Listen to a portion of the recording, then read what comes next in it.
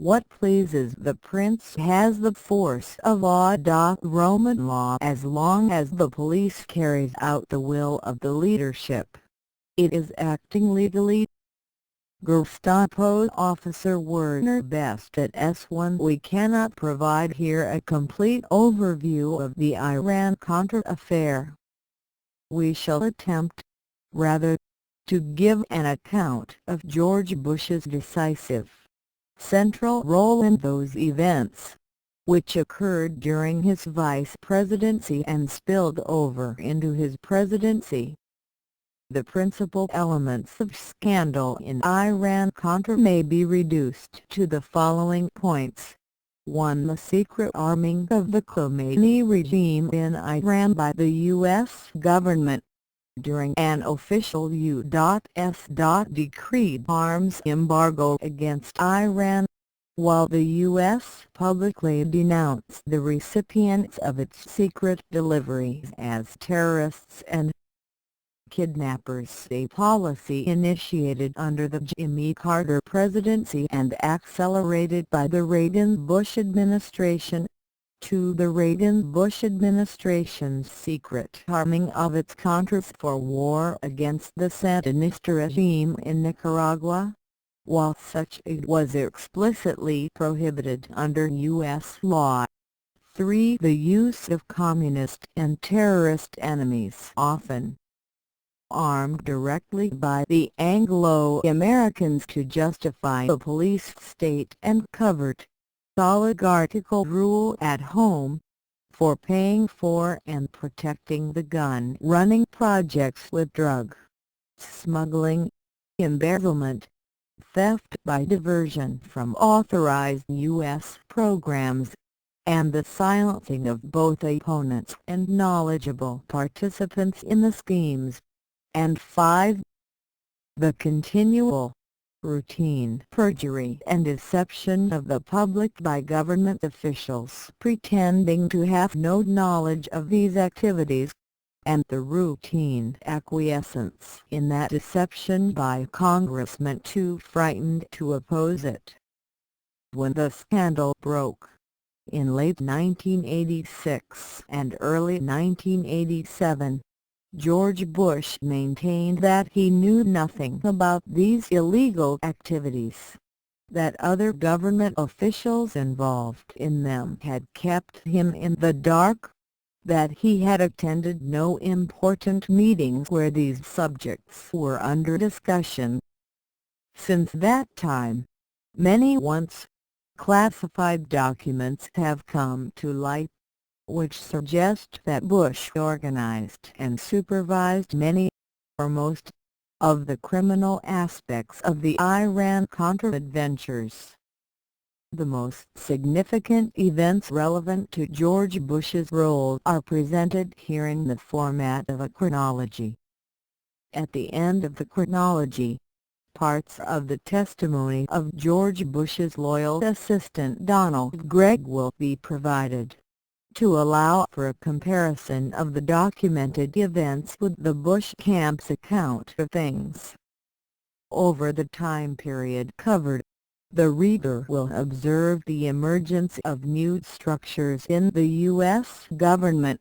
The Special Situation Group, together with its subordinate Standing Crisis Pre-Planning Group, May 14, 1982.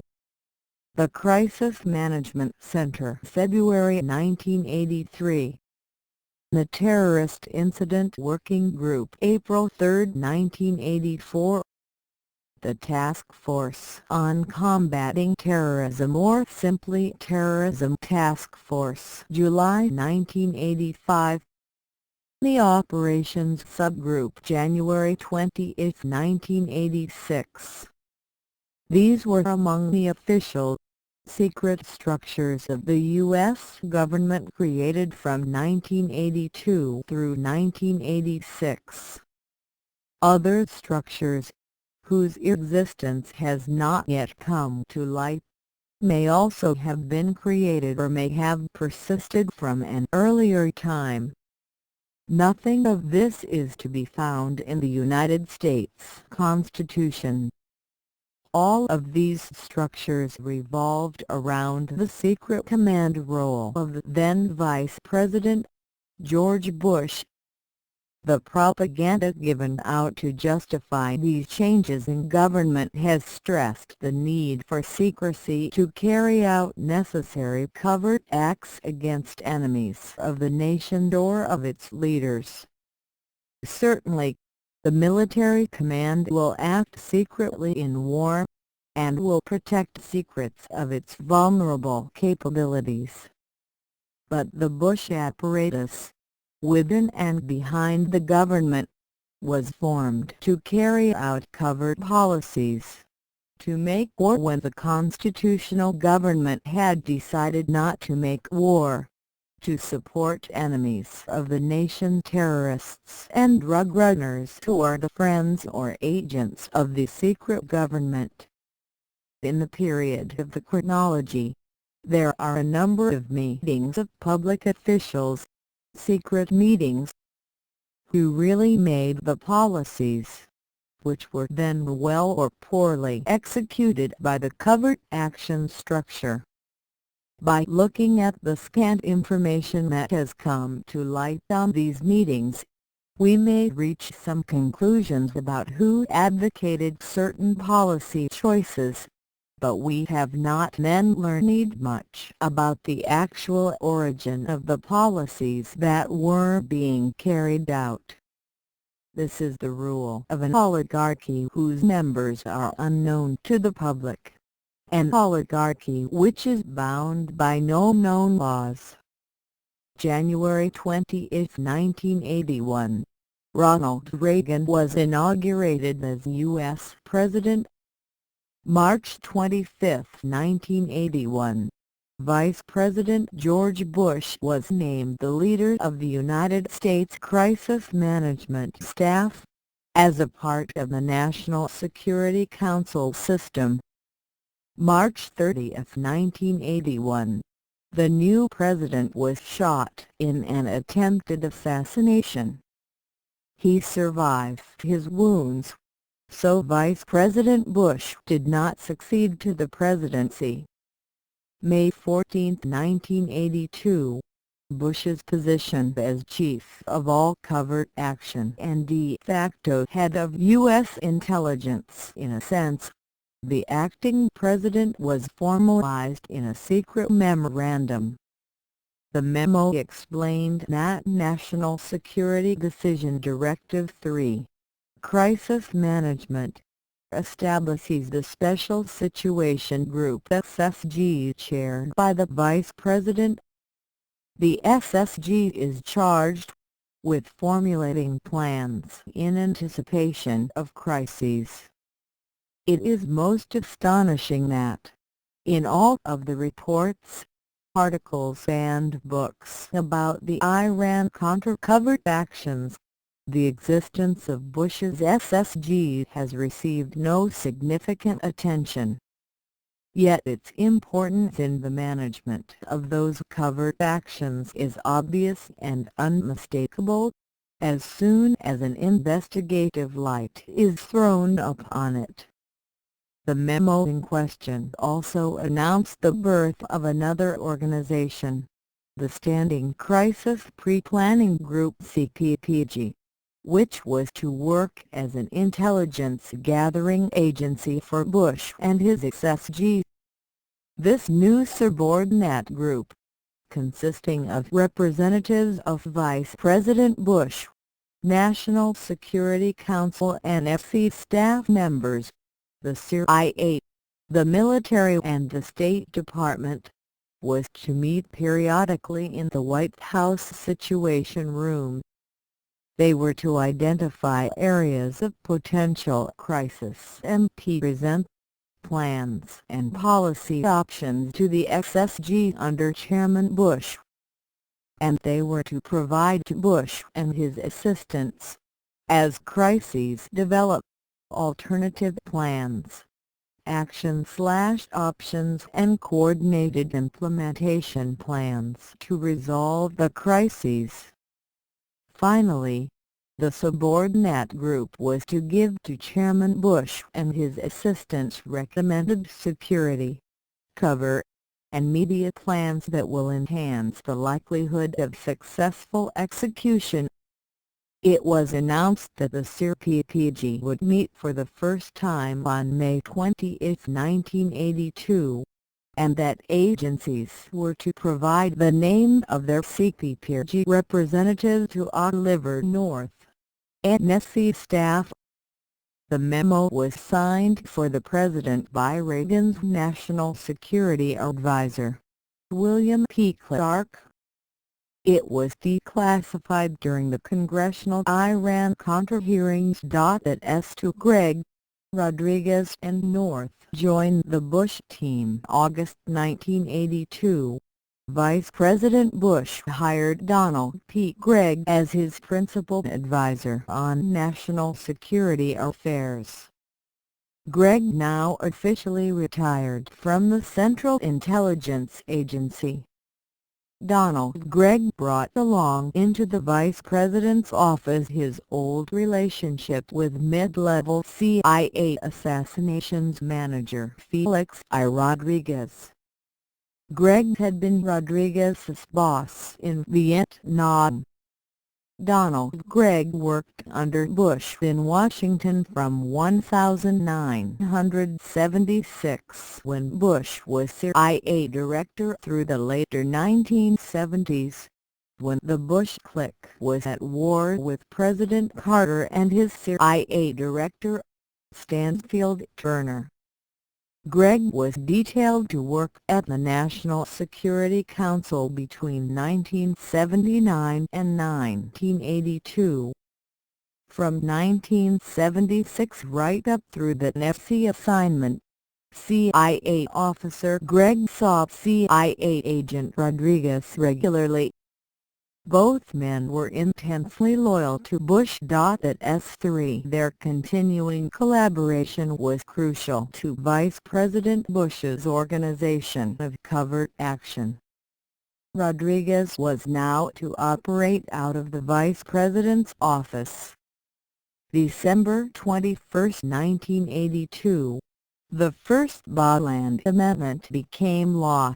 None of the funds provided in this act, the Defense Appropriations Bill, may be used by the Central Intelligence Agency or the Department of Defense to furnish military equipment, military training or advice, or other support for military activities to any group or individual, for the purpose of overthrowing the government of Nicaragua. Plan I, as it was called, remained in effect until October 3, 1984, when it was superseded by a stronger prohibition known as Plan II.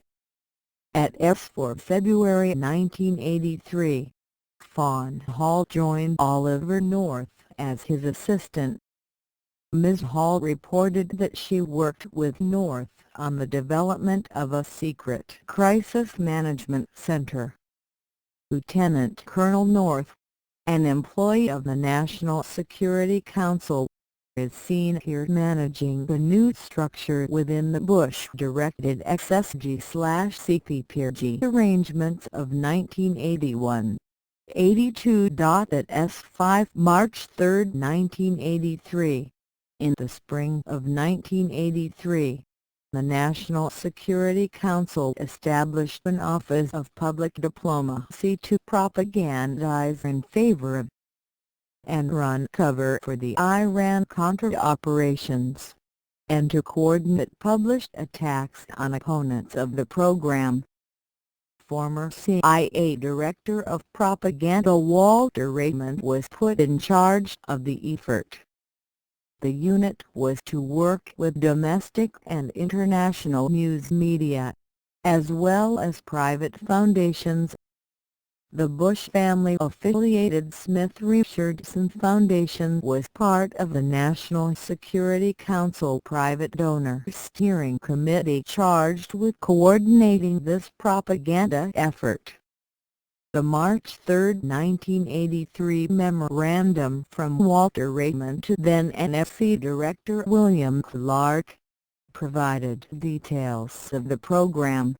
As you will remember, you and I briefly mentioned to the President when we briefed him on the National Security Decision Directive on Public Diplomacy that we would like to get together with some potential donors at a later date. To accomplish these objectives, United States Information Agency Director Charles Z. Wick has had two lengthy meetings with a group of people representing the private sector. This group had included principally program directors rather than funders. The group was largely pulled together by Frank Barnett, Dan McMichael, Dick Richard Mellon's Mann, Mike Joyce Solon Foundation, Lev Lenkowski Smith Richardson Foundation plus Leonard Sussman and Leo Chern of Freedom House. A number of others, including Roy Godson, have also participated. Everything above in parentheses is in the original. At S6 elsewhere. Raymond described Chern and Godson as the coordinators of this group. Frank Barnett was the director of the Bush family's National Strategy Information Center, for which Godson was the Washington, D.C. director. Barnett had been the project director of the Smith Richardson Foundation prior to being assigned to that post.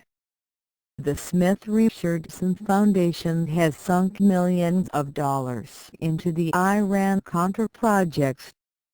Some Smith Richardson grantees, receiving money since the establishment of the National Security Council's Private Steering Committee, according to the Foundation's annual reports, include the following: Freedom House. This was formed by Leo Chern, business partner of CIA Director William Casey. Chern oversaw Walter Raymond's Private Donors Committee. National Strategy Information Center, founded in 1962 by Casey, Chern and the Bush family, see Chapter 4.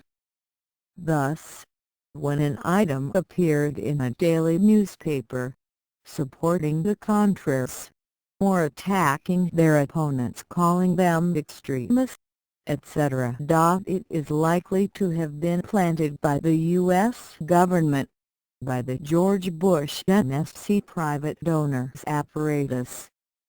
March 17, 1983. Professional assassinations manager Felix I. Rodriguez met with Bush aide Donald P. Gregg, officially and secretly, at the White House. Gregg recommended to National Security Council advisor Robert Bob McFarland a plan for El Salvador-based military attacks on a target area of Central American nations including Nicaragua. Gregg's March 17, 1983 memo to McFarland said, "The attached plan, written in March of last year, grew out of two experiences: anti-Viet Cong operations run under my direction in III Corps Vietnam from 1970 to 1972. These operations, see below, based on a small elite force, produced very favorable results. RUDY Enders, who is now in charge of what is left of the raw military capability of the CIA, went to El Salvador in 1981 to do a survey and develop plans for effective anti-guerrilla operations. He came back and endorsed the attached plan." I should add that Enders and Felix Rodriguez, who wrote the attached plan, Both worked for me in Vietnam and carried out the actual operations outlined above. This plan encountered opposition and skepticism from the U.S. military. I believe the plan can work based on my experience in Vietnam. At S7 3 years later, Bush agent Rodriguez would be publicly exposed as the supervisor of the covert Central American network illegally supplying arms to the Contras. That exposure of Rodriguez would begin the explosive public phase of the Iran-Contra scandal. Rodriguez's uncle had been Cuba's public works minister under Fulgencio Batista, and his family fled Castro's 1959 revolution. Felix Rodriguez joined the CIA, and was posted to the CIA's notorious Miami station in the early 1960s. The Ted Shackley E. Howard Hunt organization there, assisted by Mike Lansky's and Santa's traffic contest mafiosi, trained Rodriguez and other Cubans in the arts of murder and sabotage. Rodriguez and his fellow CIA trainees took part in numerous terror raids against Castro's Cuba. Felix Rodriguez recounted his early adventures in gun running under false pretexts in a ghost-written book, Shadow Warrior. Just around the time President Kennedy was assassinated, I left for Central America. I spent almost 2 years in Nicaragua, running the communications network for our enterprise. Oh, your arms cache was in Costa Rica. The funding for the project came from the CIA, but the money's origin was hidden through the use of a cover corporation, a company called Maritime, which was Manuel Artem's initials spelled backwards. Periodically, deposits of hundreds of thousands of dollars would be made in Maritime's accounts, and disbursed by Cuban corporation officers. The U.S. government had the deniability it wanted. We got the money we needed. In fact, what we did in Nicaragua 25 years ago has some pretty close parallels to the Contra operation today. At S8 Rodriguez followed his CIA boss Ted Shackley to Southeast Asia in 1970. Shackley and Donald Gregg put Rodriguez into the huge assassination and dope business which Shackley and his colleagues ran during the Indochina War. This bunch became the heart of the enterprise that went into action 15 to 20 years later in Iran-Contra. Shackley funded opium-growing Mio tribesmen in murder, and used the dope proceeds in turn to fund his hit squads. He formed the Military Assistance Group Special Operations Group MAG-SOG Political Murder Unit. General John Casing-Long was a commander of MAG-SOG. Oliver North and Richard Secord were officers of the unit. By 1971, the Shackley Group had killed about 100,000 civilians in Southeast Asia as part of the CIA's Operation Phoenix. After Vietnam, Felix Rodriguez went back to Latin American CIA operations, while other parts of the Shackley organization went on to drug selling and gun running in the Middle East. By 1983, both the Mideast Shackley Group and the self-styled Shadow Warrior, Felix Rodriguez, were attached to the Shadow Commander-in-Chief, George Bush. May 25, 1983, Secretary of State George Shultz wrote a memorandum for President Reagan, trying to stop George Bush from running Central American operations for the U.S. government. Shultz included a draft National Security Decision Directive for the President to sign, and an organizational chart proposed structure showing Shultz's proposal for the line of authority from the President and his NFC, through Secretary of State Shultz and his Assistant Secretary, down to an interagency group. The last line of the Shultz memo says bluntly what role is reserved for the Bush-supervised CPPG. The Crisis Pre-Planning Group is relieved of its assignments in this area. Back came the memorandum for the Honorable George P. Shultz, on a White House letterhead but bearing no signature, saying no to Shultz.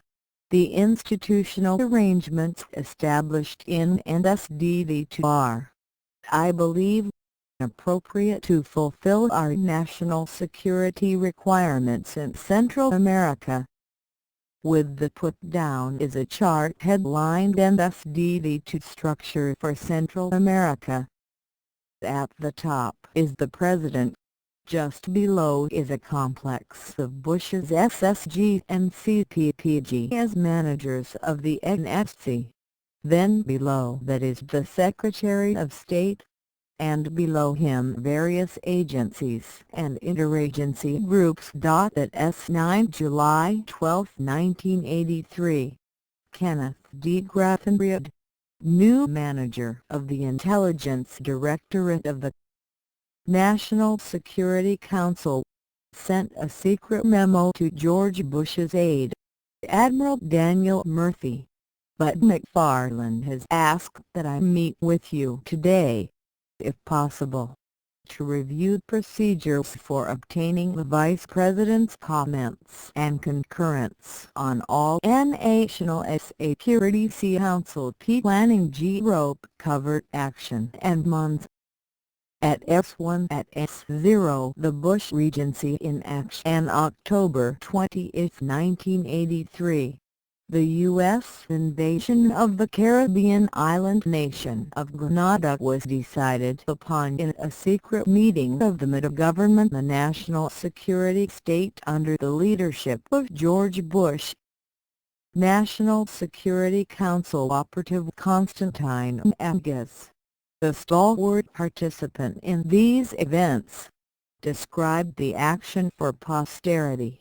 My job that afternoon was to write the background memorandum that would be used by the Vice President, who in his role as crisis manager would chair this first NFC meeting on the Grenada issue. Fortunately I had help from Oliver North, who in his nearly 3 years with NFC had become expert in the memo formats and formal procedures. After the morning CPPG meeting, North had begun to get interested in Grenada. Shortly before 6:00 p.m., the participants began to arrive.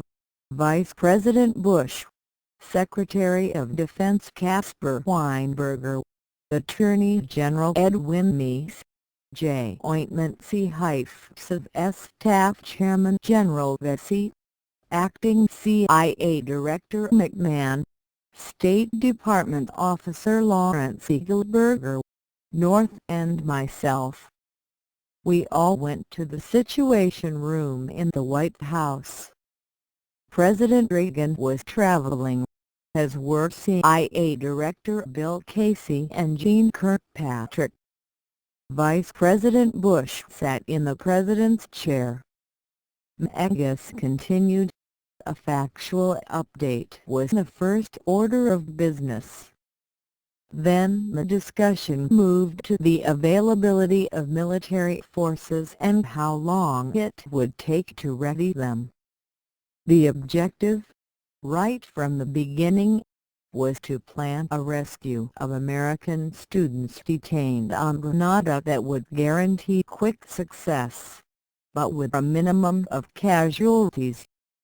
The first suggested presidential decision was to prepare for possible military action by shifting Navy ships, which were taking the Marine unit to rotate forces in Lebanon, plus other naval units, toward Grenada. Secrecy was imperative. As part of this plan, there would be no change in the schedule of the top man. President Reagan would travel to Augusta, Georgia, for a golf weekend.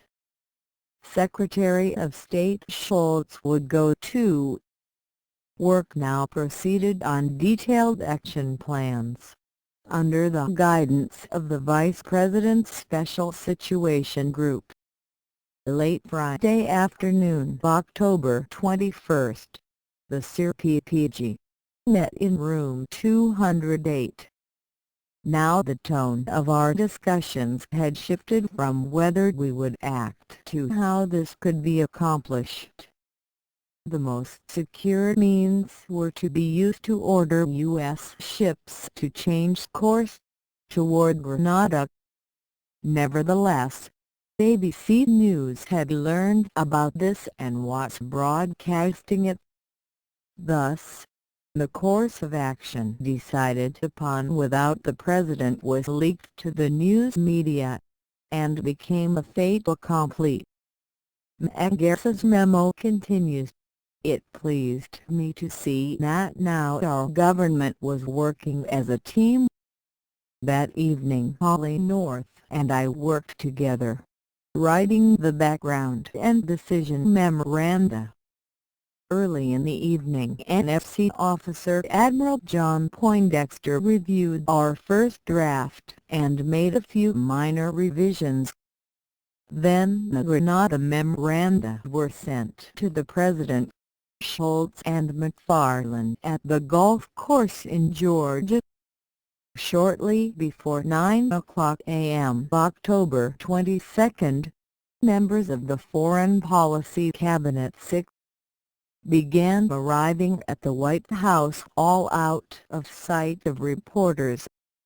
The participants included Weinberger, Vesey, and Fred Nickel from Defense, Eagleberger and Motley from State, McMahon and an operations officer from CIA, and Poindexter, North and myself from NFC. Vice President Bush chaired the Washington group.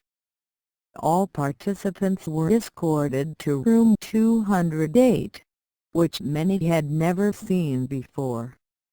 The Vice President sat at one end of the long table and Poindexter at the other, with speakerphones positioned so that everyone could hear President Reagan, Shultz, and McFarlane. The meeting began with an overview and an update. There were animated discussions. The conclusion was that by early Tuesday, October 25, the United States and allied forces would be in a position to initiate military action. The only legal authority on Grenada was the Governor-General, Sir Paul Enscoon, a Grenadian citizen appointed by the British Crown. Ingeniously, he had smuggled out a request for external help in restoring law and order. The detailed hour-by-hour plan was circulated to everyone at the meeting. There was also a short discussion of the War Powers Resolution, which requires the President to get approval of Congress if he intends to deploy U.S. troops in combat for more than 60 days. There was little question that U.S. combat forces would be out before that time. The President had participated and asked questions over the speakerphone. He made his decision. The U.S. would answer the call from our Caribbean neighbors. We would assure the safety of our citizens. At S1 clearly, there was no perceived need to follow the U.S. Constitution and leave the question of whether to make war up to the Congress. After all, President Reagan had concurred, from the golf course, with acting President Bush's decision in the matter. And the British nominee in the target country had requested Mr. Bush's help. November 3, 1983, Bush aide Donald Gregg met with Felix Rodriguez to discuss the general situation in Central America. At S1 at S2 December 1983, Oliver North accompanied Vice President Bush to El Salvador as his assistant. Bush met with Salvadoran Army commanders. North helped Bush prepare a speech, in which he publicly called upon them to end their support for the use of death squads. North later testified that Bush's speech was one of the bravest things I've seen for anybody sick. At S1 at S3 attack from Jupiter January 1 through March 1984, the Wall Street Journal of March 6, 1985 gave a deep, romanticized version of certain aquatic adventures in Central America. Armed speedboats and helicopter launched from a Central Intelligence Agency mothership attacked Nicaragua's Pacific port, Puerto Sandino, on a moonless New Year's night in 1984. A week later the speedboats returned to mine the oil terminal. Over the next 3 months, they laid more than 30 mines in Puerto Sandino and also in the harbors at Corinto and El Bluff. In air and sea raids on coastal positions, Americans flew and fired from an armed helicopter that accompanied the U.S. Finance Latino force, while a CIA plane provided sophisticated reconnaissance guidance for the nighttime attacks. The operation, outlined in a classified CIA document, marked the peak of U.S. involvement in the 4-year guerrilla war in Nicaragua. More than any single event, it solidified congressional opposition to the covert war. And in the year since then, no new money has been approved beyond the last CIA checks drawn early in the summer of 1984. CIA paramilitary officers were upset by the ineffectiveness of the Contras. As the insurgency force grew, during 1983, the CIA began to use the guerrilla army as a cover for its own small Latino force. The most celebrated attack, by armed speedboats, came October 11, 1983, against oil facilities at Corinto. 3 days later, an underwater pipeline at Puerto Sandino was sabotaged by Latino sick frogmen. The message wasn't lost on Exxon Corp. SSO unit, formerly Standard Oil of New Jersey, and the international giant informed the Sandinista government that it would no longer provide tankers for transporting oil to Nicaragua. The CIA's success in scaring off a major shipper fit well into its mining strategy. The mothership used in the mining operation is described by sources as a private chartered vessel with a configuration similar to an oil field service and towing ship, with a long, flat stern section where helicopters could land. The reader may have already surmised that Vice President Bush, with his background in oil field service and his control of a top-level committee of the National Security Council, sat in his Washington office and planned these brilliant schemes. But such a guess is probably incorrect. It is off by about 800 miles. On Jupiter Island, Florida, where the Bush family has had a seasonal residence for the past several decades. See Chapter 4 is the headquarters of Continental Shelf Associates, Incorporated CSA. At S1 at S4, this company describes itself as an environmental consulting firm specializing in applied marine science and technology. Founded in 1970. The main office is located in Jupiter, Florida, approximately 75 miles north of Miami. CSA has offshore and onshore divisions. It lists among its clients Exxon Company, USA, Military Sea Lift Command, Pennzoil Company, U.S. Department of Defense/Army Corps of Engineers, and other oil companies and government agencies. CSA's main advertised concern is with underwater engineering, often involving oil or nuclear facilities.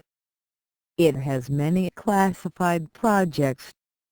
It employs the world's most sophisticated subsurface vehicles and monitoring equipment.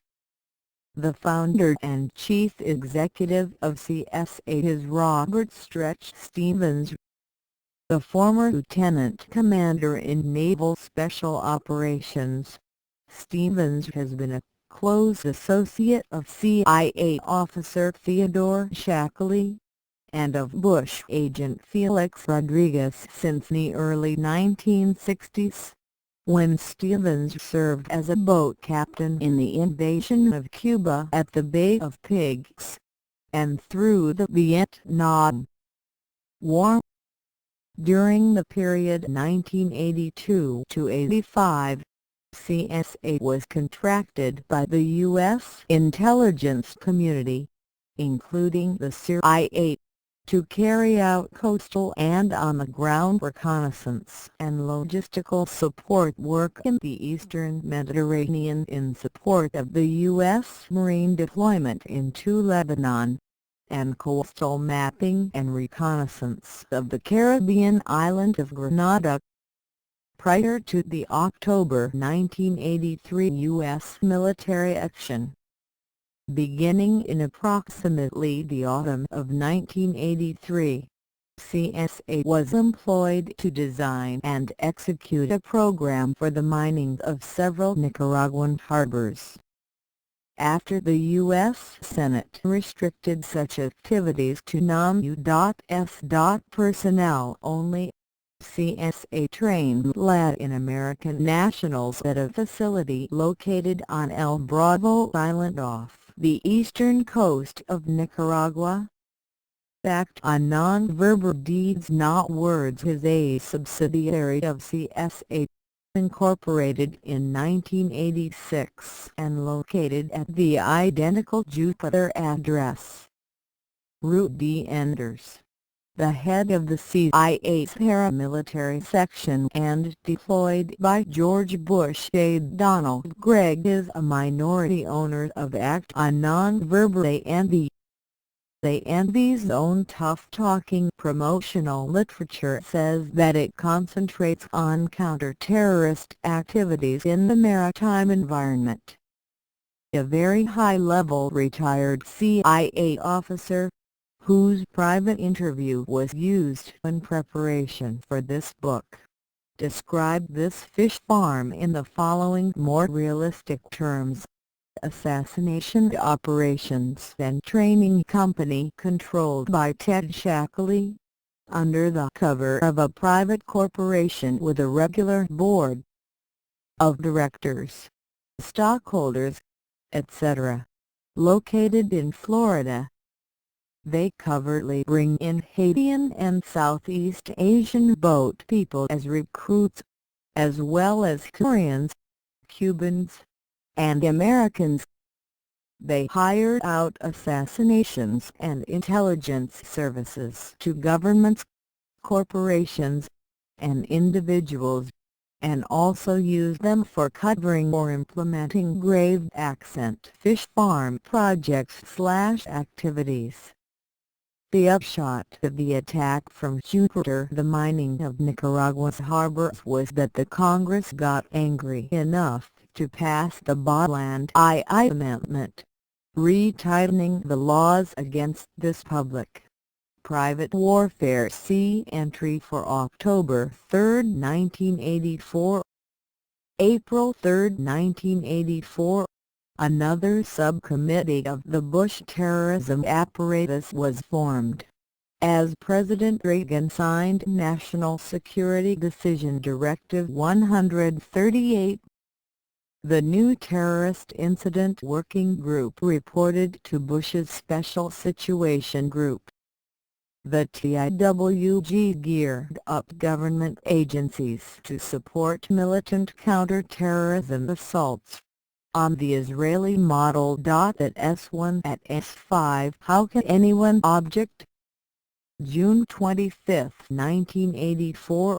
The National Security Planning Group, including Reagan, Bush and other top officials, met secretly in the White House Situation Room at 2:00 p.m. They discussed whether to risk seeking third country aid to the Contras to get around the congressional ban enacted December 21, 1982.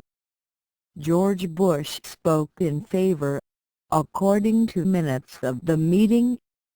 Bush said, "How can anyone object to the U.S. encouraging third parties to provide help to the anti-Sandinistas under the intelligence findings?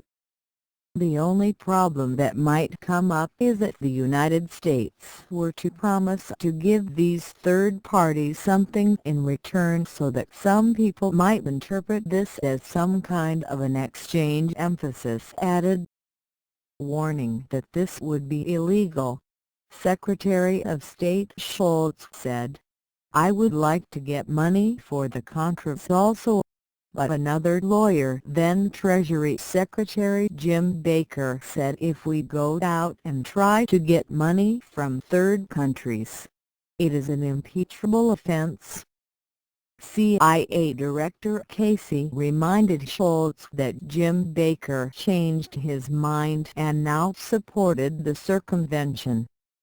NSC advisor Robert McFarlane cautioned, "I propose that there be no authority for anyone to seek third-party support for the anti-Sandinistas until we have the information we need, and I certainly hope none of this discussion will be made public in any way."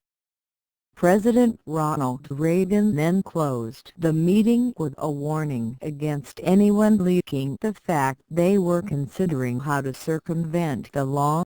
"If such a story gets out, we'll all be hanging by our thumbs in front of the White House until we find out who did it." In March of the following year, Bush personally arranged the transfer of funds to the Contras by the Honduran government, assuring them they would receive compensating U.S. aid. The minutes of this meeting, originally marked secret, were released 5 years later, at Oliver North's trial in the spring of 1989. At S1 at S6. October 3, 1984, Congress enacted a new version of the earlier attempt to outlaw the U.S. secret war in Central America. This Botland II amendment was designed to prevent any conceivable form of deceit by the covert action apparatus. During fiscal year 1985, no funds available to the Central Intelligence Agency, the Department of Defense, or any other agency or entity of the United States involved in intelligence.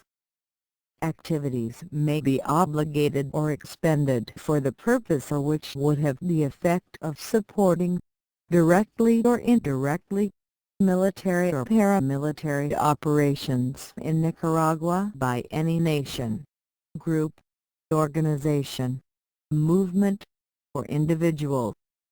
This law was effective from October 3, 1984, to December 5, 1985, when it was superseded by various aid limitation laws which, taken together, were referred to as Botland III. At S1 at S7 November 1, 1984, Felix Rodriguez's partner, Gerard Lachinian, was arrested by the Federal Bureau of Investigation.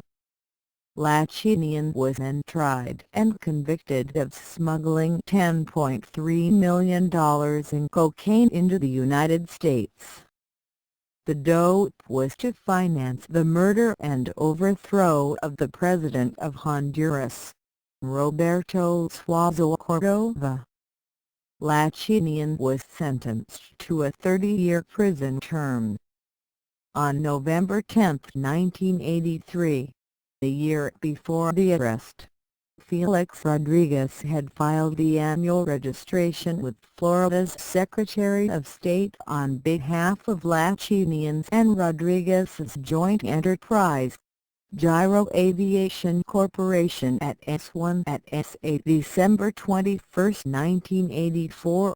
Felix Rodriguez met in the office of the Vice President with Bush advisor Donald Gregg.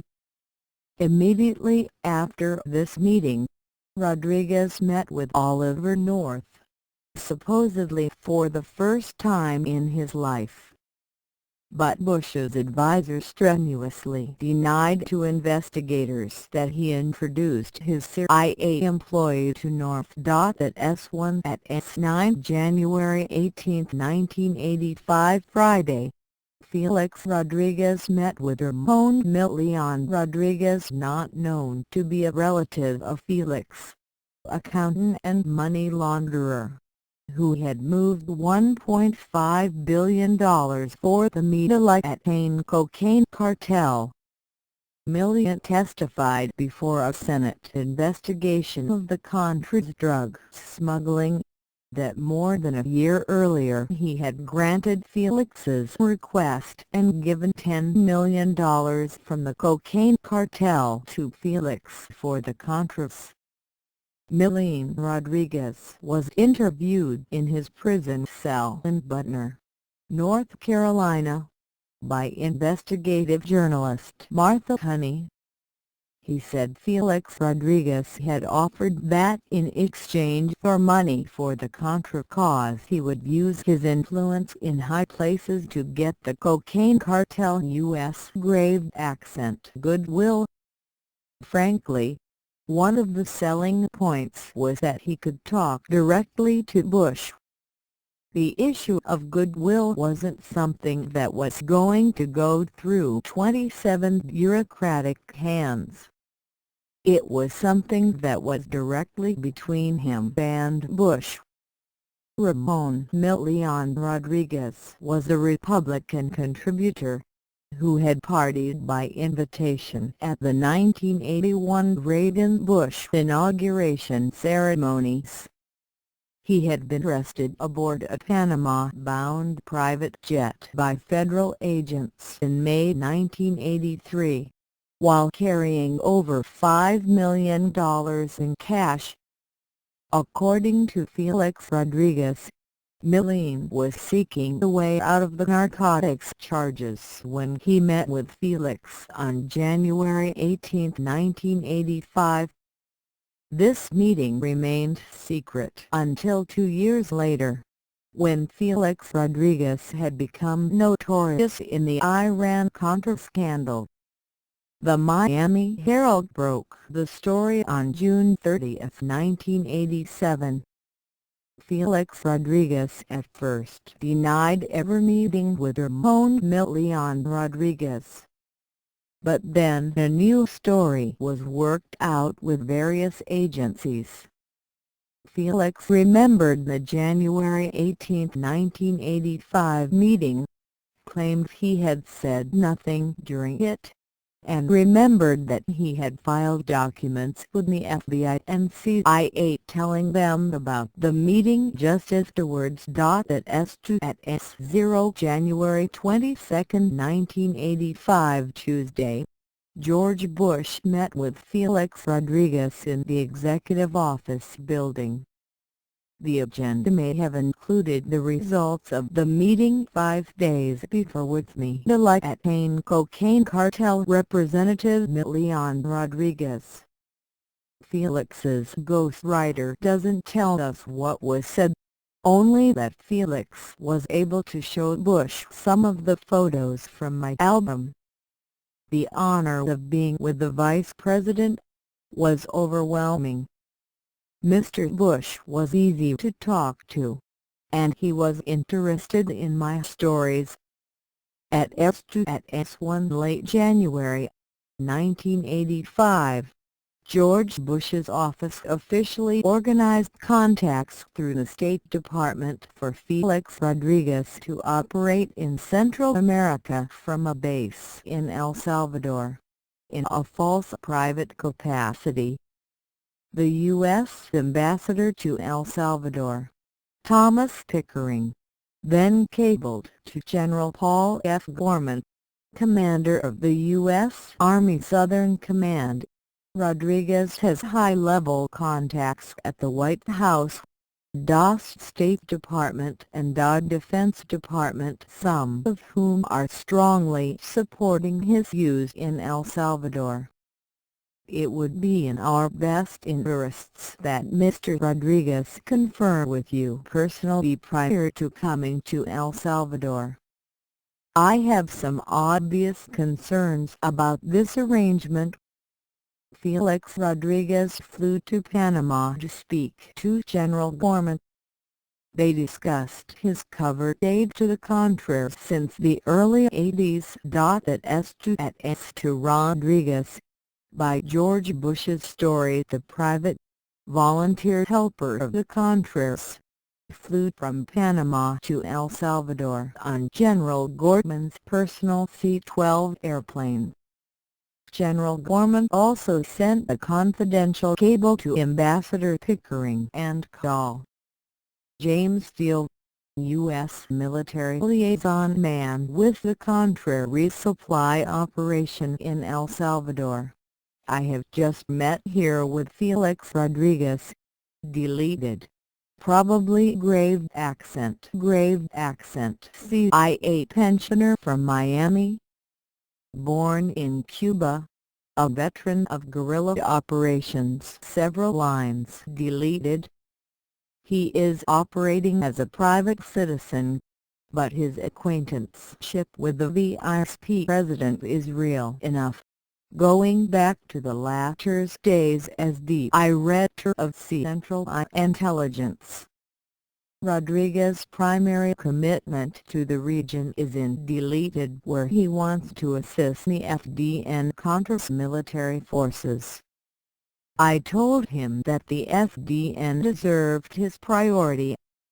He will want to fly with the ELF Salvador force to establish his credibility, but that seems to me both unnecessary and unwise. At S3 February 7, 1985, the Crisis Pre-Planning Group CPPG, subordinate to Chairman Bush of the Special Situation Group SSG, met to discuss means to circumvent the Baaland Amendment's ban on aid to the Contras. They agreed on a presidential letter to be sent to President Suazo of Honduras, to provide several enticements to Honduras in exchange for its continued support of the Nicaraguan resistance. These enticements included expedited delivery of military supplies ordered by Honduras, the phased release of withheld economic assistance (ESF) funds, and other support. The preceding was the admission of the United States government in the 1989 Oliver North Trial No. 51 in a series of stipulations that was given to the court to avoid having to release classified documents. February 12, 1985. The government admissions in the North trial continued. North proposed that McFarlane send a memo to top officials on the recommendation of the CPPG, the Bush-supervised body, often chaired by Bush advisor Don Gregg. The memo stated that this part of the message to the Honduran president should not be contained in a written document but should be delivered verbally by a discreet emissary. This was to be George Bush himself. See March 16, 1985. Honduras would be given increased aid, to be diverted to the Contras, so as to deceive Congress and the American population. S for February 15, 1985, Friday after Rodriguez had arrived in El Salvador and had begun setting up the central resupply depot for the Contras at Ilopango Air Base, Ambassador Thomas Pickering sent an eyes-only cable to the State Department on his conversation with Rodriguez. Pickering's cable bore the postscript, "Please brief Don Gregg in the V.P.S. office for me." At S5 February 19, 1985, Tuesday, Felix Rodriguez met with Bush's staff in the vice presidential offices in the Executive Office building, briefing them on the progress of his mission.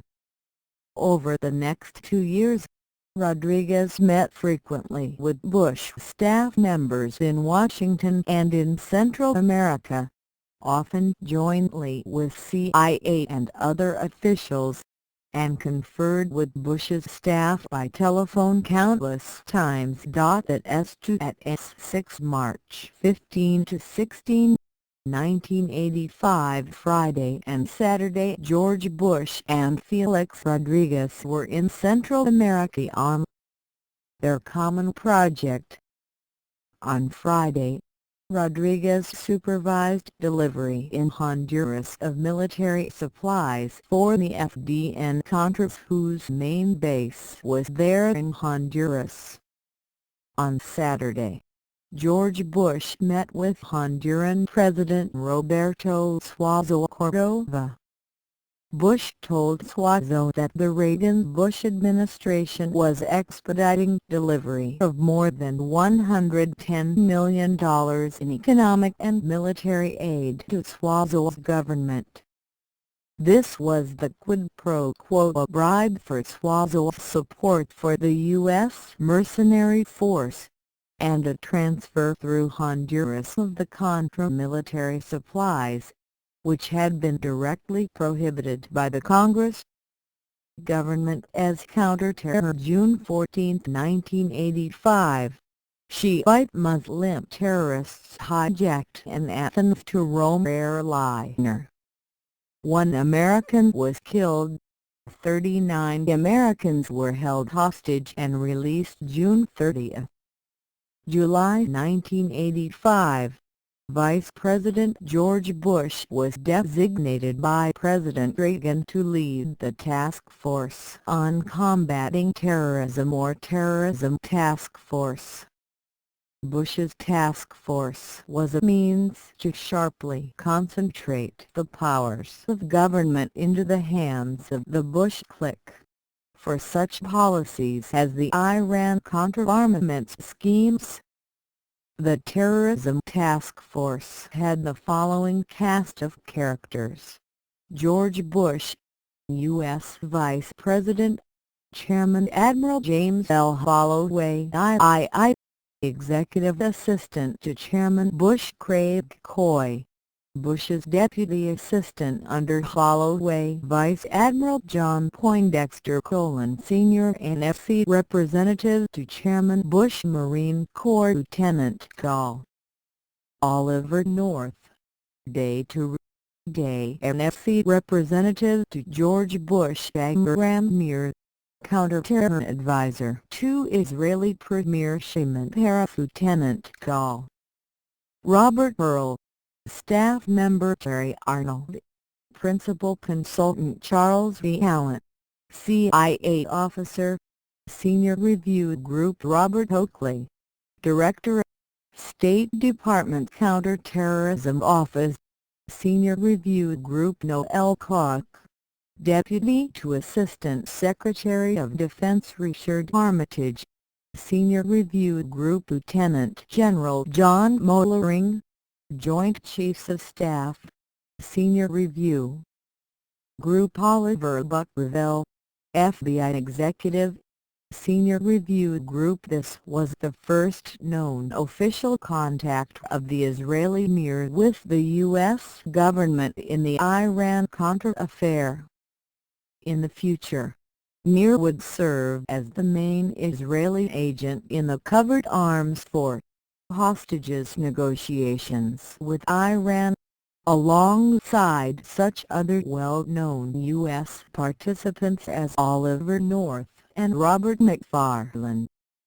The Terrorism Task Force organization, as we shall see, was a permanent affair. At S7 August 8, 1985, George Bush met with the National Security Planning Group in the Residence section of the White House. Spurring on their deliberations on the terrorism problem, a car bomb had blown up that day at a U.S. air base in Germany, with 22 American casualties. The officials discussed shipment of U.S. made arms to Iran through Israel to replenish Israeli stocks of TOW missiles and to permit Israel to sell arms to Iran. According to testimony by Robert McFarlane, the transfer was supported by George Bush, Casey and Donald Reagan, and opposed by Shultz and Weinberger. At S8 August 18, 1985, Luis Posada Carrols escaped from prison in Venezuela, where he was being held for the terrorist murder of 73 persons. Using forged documents falsely identifying him as a Venezuelan named Ramon Medina, Posada flew to Central America. Within a few weeks, Felix Rodriguez assigned him to supervise the Bush office's Contra resupply operations being run from the El Salvador Air Base. Posada personally ran the safe houses used for the CIA flight crews. Rodriguez explained the arrangement in his book. Because of my relationship with El Salvador Air Force General Bustillo, I was able to pave the way for the operations attributed to Oliver North to use the facilities at Ilopango, El Salvador Air Force Base. I found someone to manage the Salvadorian-based resupply operation on a day-to-day basis. They knew that person as Ramon Medina. I knew him by his real name, Luis Posada Carrols. I first met Posada in 1963 at Fort Benning, Georgia, where we went through basic training together, as U.S. Army second lieutenants. Rodriguez neglects to explain that Agent Posada Carrols was originally recruited and trained by the same CIA murder operation, JM/Wave in Miami, as was Rodriguez himself. Felix continues.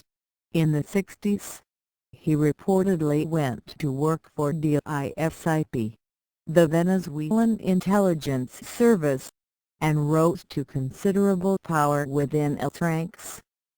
It was rumored that he held one of the top half-dozen jobs in the organization.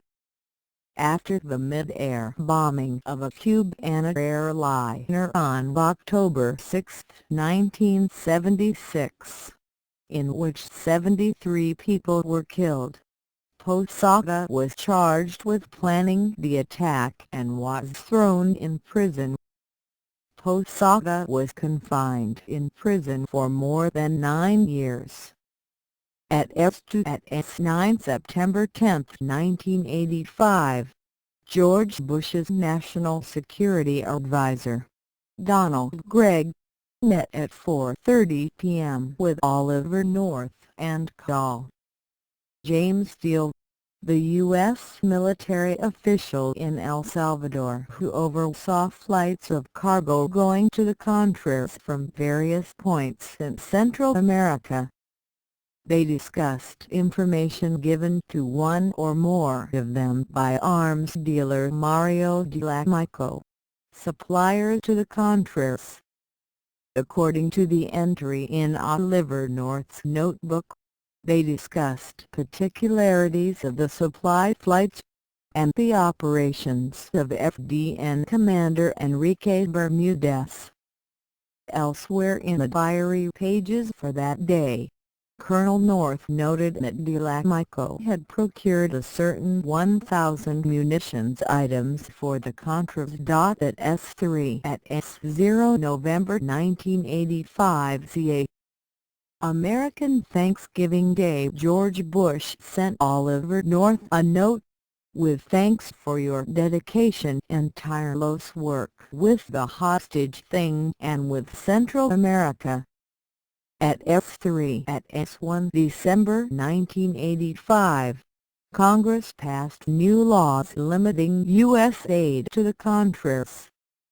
The CIA, the Defense Department, and any other agency or entity of the United States involved in intelligence activities were prohibited from providing armaments to the Contras. The CIA was permitted to provide communications equipment and training. Humanitarian aid was allowed. These laws, known together as Botland III, were in effect from December 4, 1985 to October 17, 1986. December 18, 1985, CIA official Charles V. Allen, a member of George Bush's terrorism task force, wrote an update on the arms for hostages dealings with Iran. Allen's memo was a debriefing of an unnamed member of the group of U.S. government officials participating in the arms negotiations with the Iranians. The unnamed U.S. official from the context, probably an FC terrorism consultant Michael Ledeen, is referred to in Allen's memo as subject. Allen wrote, "Speaker of the Iranian Parliament Hashemi Rafsanjani believes Vice President George Bush is orchestrating the U.S. initiative with Iran. In fact, according to subject, Rafsanjani believes that Bush is the most powerful man in the U.S. because in addition to being Vice President, he was once Director of CIA." At F3 at S2 December-January 1985-1986, George Bush completed his official study of terrorism in December 1985. John Poindexter now directed Oliver North to go back to work with Amir. Amir came to Washington and met with Oliver North. He told U.S. officials that the Iranians had promised to free all hostages in exchange for more arms. Reportedly after this Mir visit, in an atmosphere of constant terrorism and rumors of terrorism, President Reagan was persuaded of the necessity of revving up the arms shipments to Iran. At S3 December 27, 1985, terrorists bombed Rome and Vienna airports, killing 20 people, including 5 Americans. The Crisis Pre-Planning Group CPPG, supervised by Bush's office and reporting to Bush, blamed Libyans for the attack and began planning for a military strike on Libya. Yet an unpublished CIA analysis and the Israelis both acknowledged that the United group in effect, the Israeli Mossad agency, carried out the attacks. At S4 Bush's CPPG later organized the U.S. bombing of Libya, which occurred in mid-April 1986. December 31, 1985 Tuesday, Iranian arms dealer Cyrus Hashemi told Paris-based CIA agent Bernard Vaillant that Vice President Bush was backing arms sales to Iran, and that official U.S. approval for private sales to Iran, amounting to $2 billion, was going to be signed by Mr. Bush and U.S. Marine Corps Commandant General Paul X. Kelly on Friday. At S5 loudly and publicly exposed in the midst of Iran arms deals, Vaillant was indicted by the U.S. Then the charges were quietly dropped, and Vaillant went underground. A few months later Hashemi died suddenly of leukemia. At S6 January 2, 1986 Thursday, Israeli counter-terrorism chief Amir met with North and Poindexter in Washington. The Bush report on terrorism had now been issued within the government but was not yet published. Bush's report was urging that a counter-terrorism coordinator be named for the entire U.S. government, and Oliver North was the one man intended for that slot. At this meeting, Mir proposed specifically that prisoners held by Israeli-controlled Lebanese and 3,000 American TOW missiles be exchanged for U.S. hostages held by Iran. Other discussions between Mir and Bush's nominee involved the supposedly new idea that the Iranians be overcharged for the weapons shipped to them, and the surplus funds be diverted to the Contras. At S7 January 6, 1986 Monday, President Reagan met with George Bush, Donald Reagan, McFarlane and Poindexter. The president was handed a draft presidential finding that called for shipping arms to Iran through Israel. The president signed this document, drafted following the discussions with Amir. The draft consciously violated the National Security Act, which had established the Central Intelligence Agency, requiring notification of Congress.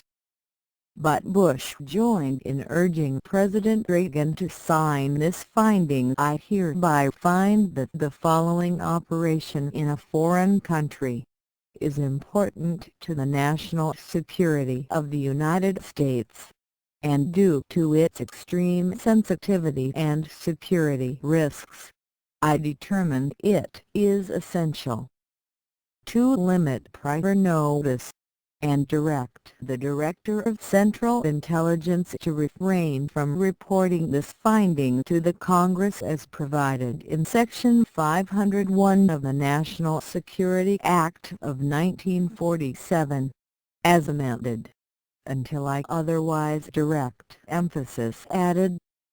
The U.S. government will act to facilitate efforts by third parties and third countries to establish contacts with moderate elements within and outside the government of Iran by providing these elements with arms, equipment and related material in order to enhance the credibility of these elements.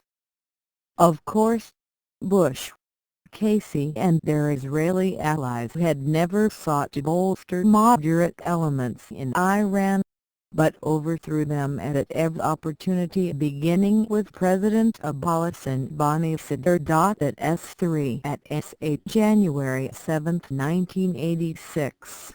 President Reagan and Vice President Bush met at the White House with several other administration officials. There was an argument over new proposals by Amram Mir and Iranian arms dealer Mansour Ghorbanifar to swap arms for hostages. Secretary of State George Shultz later told the Tower Commission that George Bush supported the arms for hostages deal at this meeting, as did President Reagan, Casey, Meeks, Reagan and Poindexter. Shultz reported that he himself and Secretary of Defense Caspar Weinberger both opposed further arms shipments. At S3 at S9 January 9, 1986. Lieutenant Col. Oliver North complained, in his notebook, that Felix Rodriguez has been talking too much about the vice-president connection. At S4 at S0 January 15, 1986. CIA and Mossad employee Richard Brennecke wrote a letter to Vice President Bush giving full details, alerting Bush about his own work on behalf of the CIA in illegal but U.S. government-sanctioned sales of arms to Iran. At S4 at S1 mid-January 1986. George Bush and Oliver North worked together on the illegal plan. Later, at North's trial, the Bush administration portraying Colonel North as the master strategist in the case! Stipulated that North prepared talking points for a meeting between Admiral Poindexter, Vice President Bush, and the new Honduran President José Simón Azcona. North recommended that Admiral Poindexter and Vice President Bush tell President Azcona of the need for Honduras to work with the U.S. government on increasing regional involvement with and support for the resistance. Poindexter and Bush were also to raise the subject of better U.S. government support for the states bordering Nicaragua, that is, Honduras, which of course borders on Nicaragua, was to get more U.S. aid and was to pass some of it through to the Contras. In preparation for the January 1986 Bush-Azcona meeting, the U.S. State Department sent to Bush advisor Donald Gregg a memorandum, which alerted Gregg that Azcona would insist on receiving clear economic and social benefits from its Honduras's cooperation with the United States. At S4 at S2 2 months after the January Bush-Azcona meeting, President Reagan asked Congress for $20 million in emergency aid to Honduras, needed to repel a cross-border raid by Nicaraguan forces against Contra camps. Congress voted the emergency expenditure. January 17, 1986, George Bush met with President Reagan, John Poindexter, Donald Regan, and NSC staff member Donald Fortier to review the final version of the January 7 Arms to Iran draft. With the encouragement of Bush, and the absence of opponents to the scheme, President Reagan signed the authorization to arm the Khomeini regime with missiles, and keep the facts of this scheme from congressional oversight committees. This was the reality of the Bush counter-strategy to terrorism, for whose implementation his terrorism task force was just then creating the covert mechanism. The official story about this meeting given in the Tower Commission report is as follows. The proposal to shift to direct U.S. arms sales to Iran was considered by the President at a meeting on January 17, which only the Vice President, Mr. Reagan, Mr. Fortier, and VADM Poindexter attended. Thereafter, the only senior-level review the Iran initiative received was during one or another of the President's daily national security briefings. These were routinely attended only by the President, the Vice President, Mr. Reagan, and VADM Poindexter. There was no subsequent collective consideration of the Iran initiative by the NSC principals before it became public 11 months later. Because of the obsession with secrecy, interagency consideration of the initiative was limited to the cabinet level. With the exception of the NSC staff and, after January 17, 1986, a handful of CIA officials, the rest of the executive departments and agencies were largely excluded. The National Security Act also requires notification of Congress of covert intelligence activities. If not done in advance, notification must be grave accent in timely fashion. The presidential finding of January 17 directed that congressional notification be withheld, and this decision appears to have never been reconsidered. At S4 at S3 January 18, 1986, Defense Secretary Caspar Weinberger was directed to prepare the transfer of 4,000 TOW anti-tank missiles to the CIA, which was to ship them to Khomeini's Iran.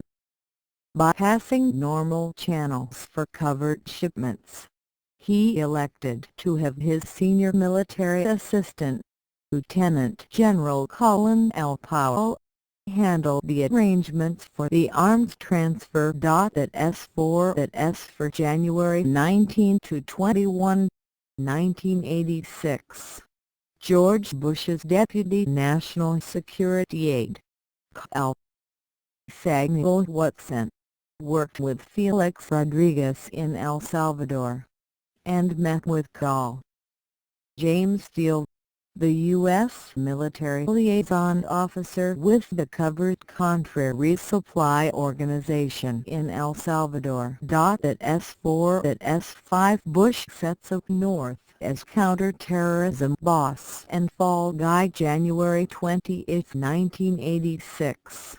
Following the recommendations of an as-yet unofficial report of the George Bush Terrorism Task Force, President Reagan signed National Security Decision Directive NSDD 207.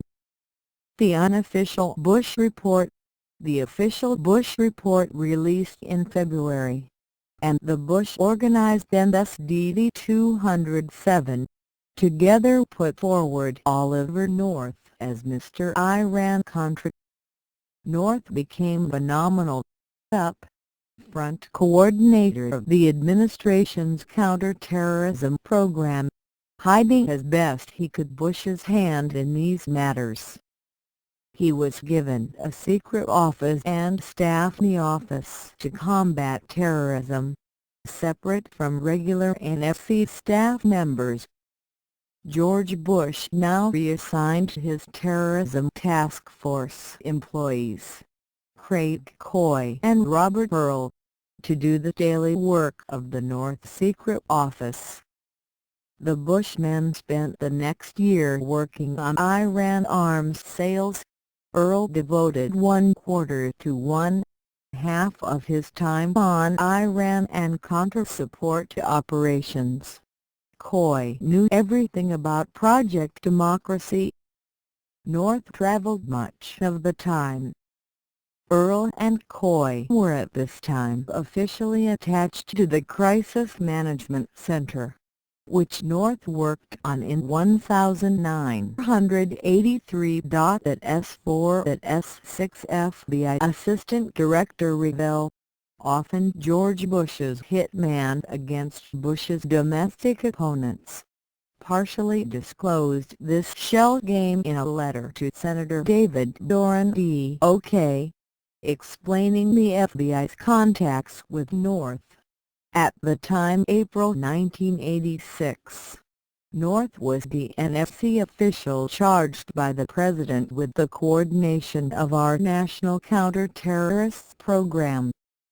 He was responsible for working closely with designated lead agencies and was responsible for participating in all interagency groups, maintaining the national programming documents, assisting in the coordination of research and development in relation to counterterrorism, facilitating the development of response options and overseeing the implementation of the Vice President's Terrorism Task Force recommendations.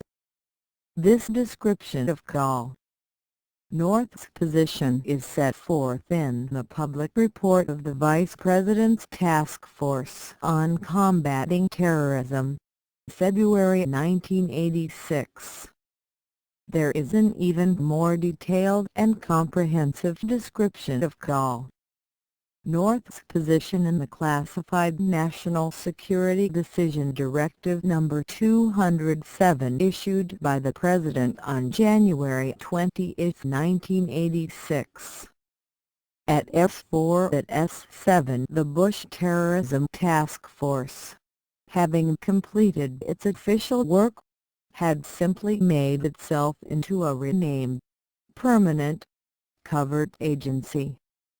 Its new name was Operations Subgroup OSG.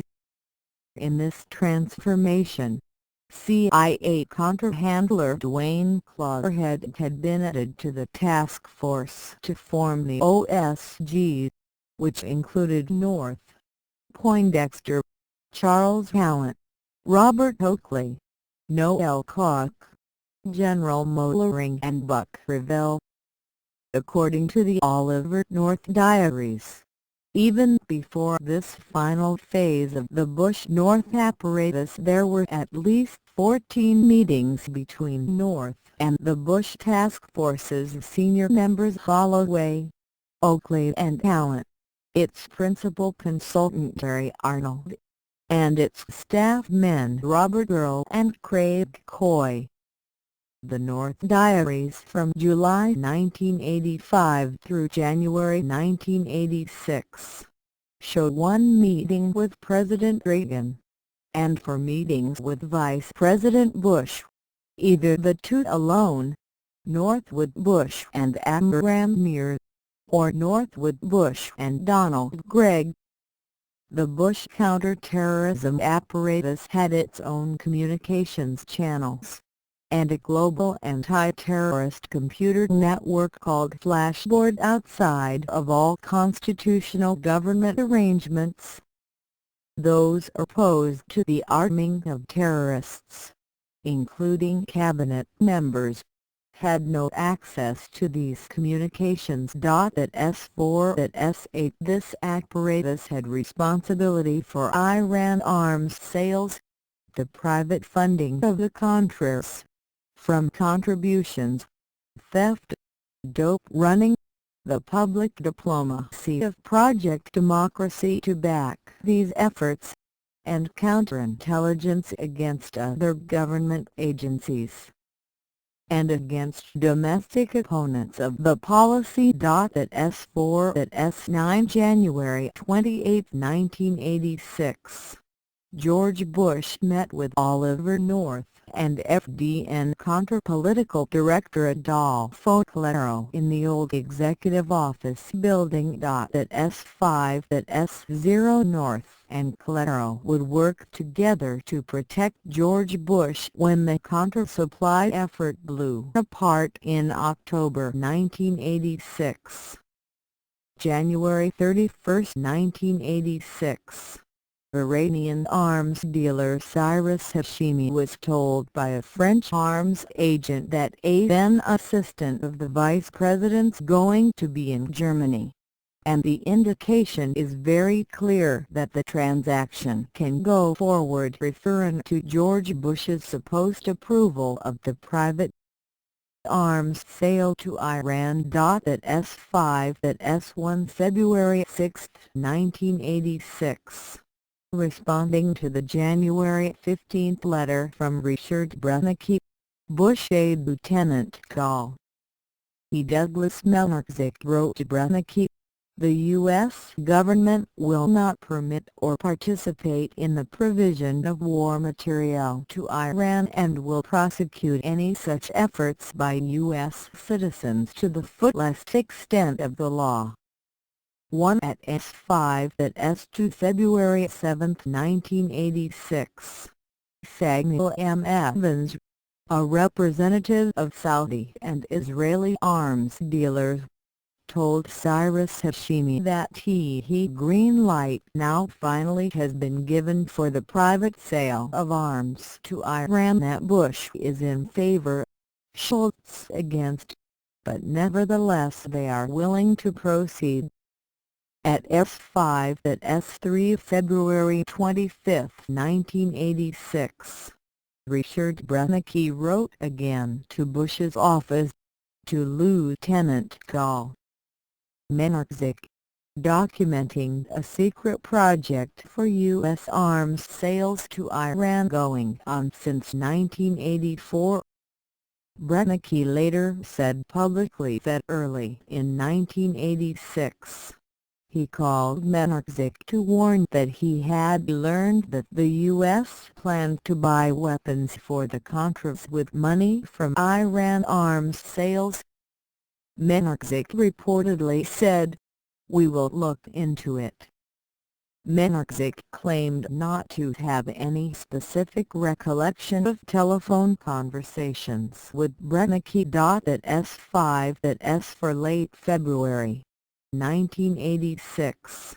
Vice President George Bush issued a public report of his terrorism task force.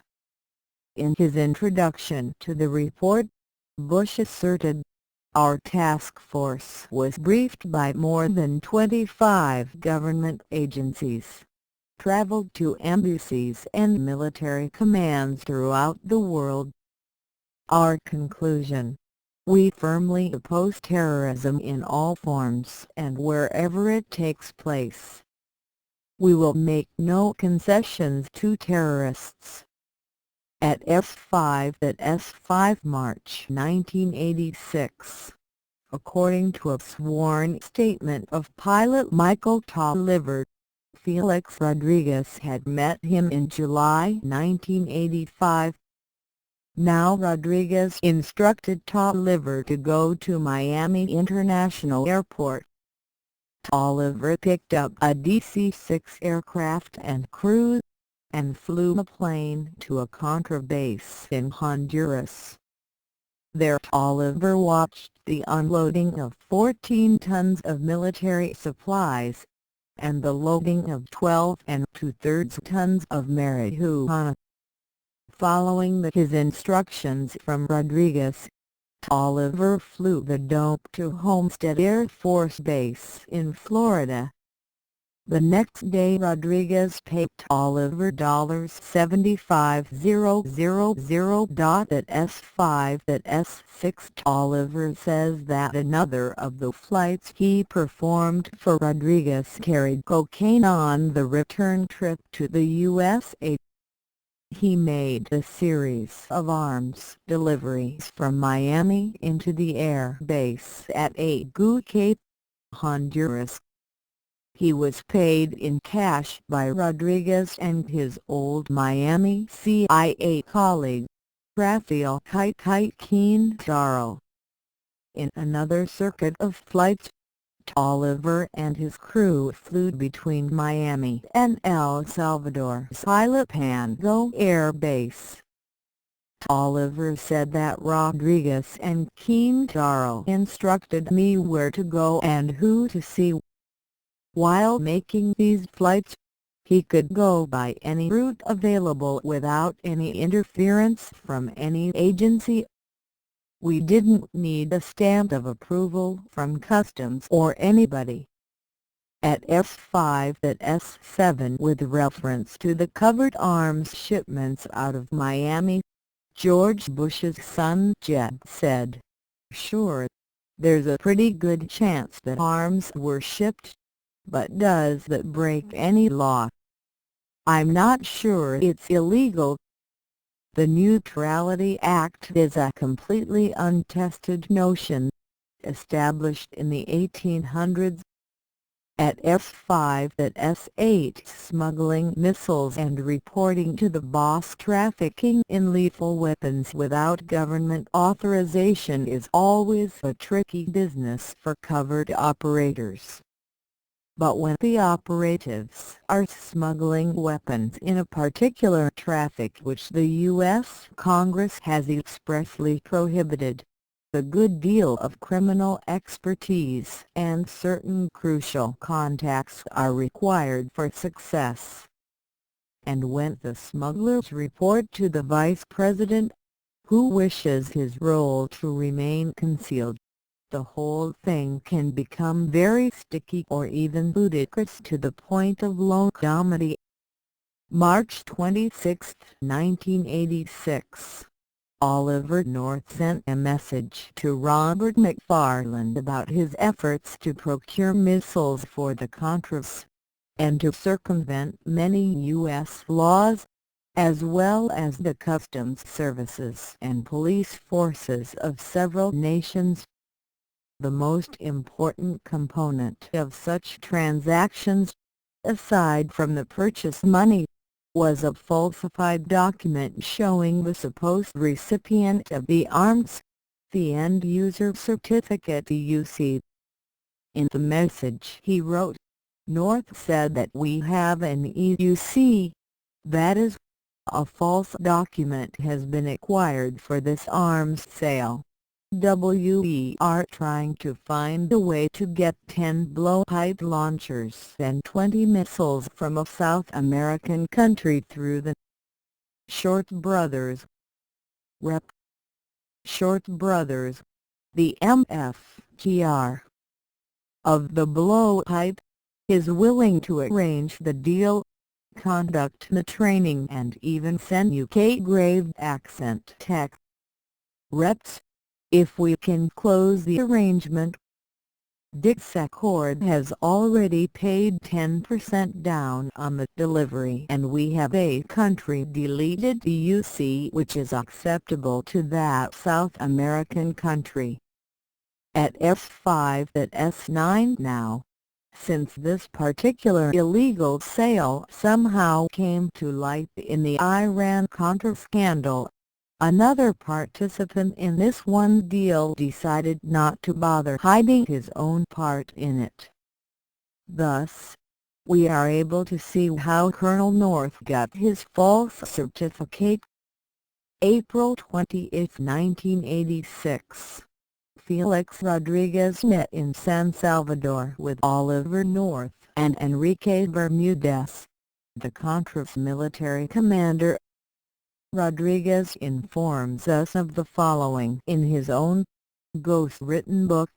Shortly before that April 20th meeting, Rafael Quintaro had asked me to impose upon my good relations with the Salvadoran military to obtain grave accent and user certificates made out to late resources, which he told me was a Chilean company.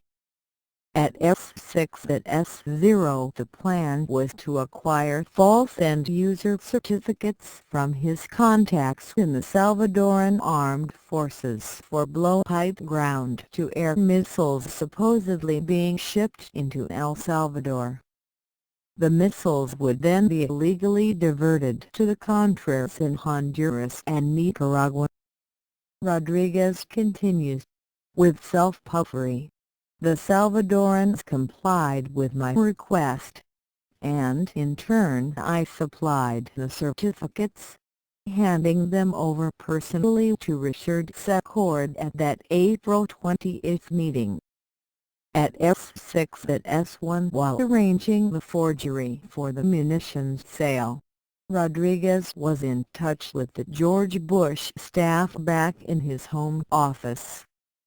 On April 16, 4 days before the Rodriguez-North missile meeting, Bush National Security Advisor Donald Gregg asked his staff to put a meeting with Rodriguez on George Bush's calendar. Gregg said the purpose of the White House meeting would be to brief the Vice President on the war in El Salvador and resupply of the Contras.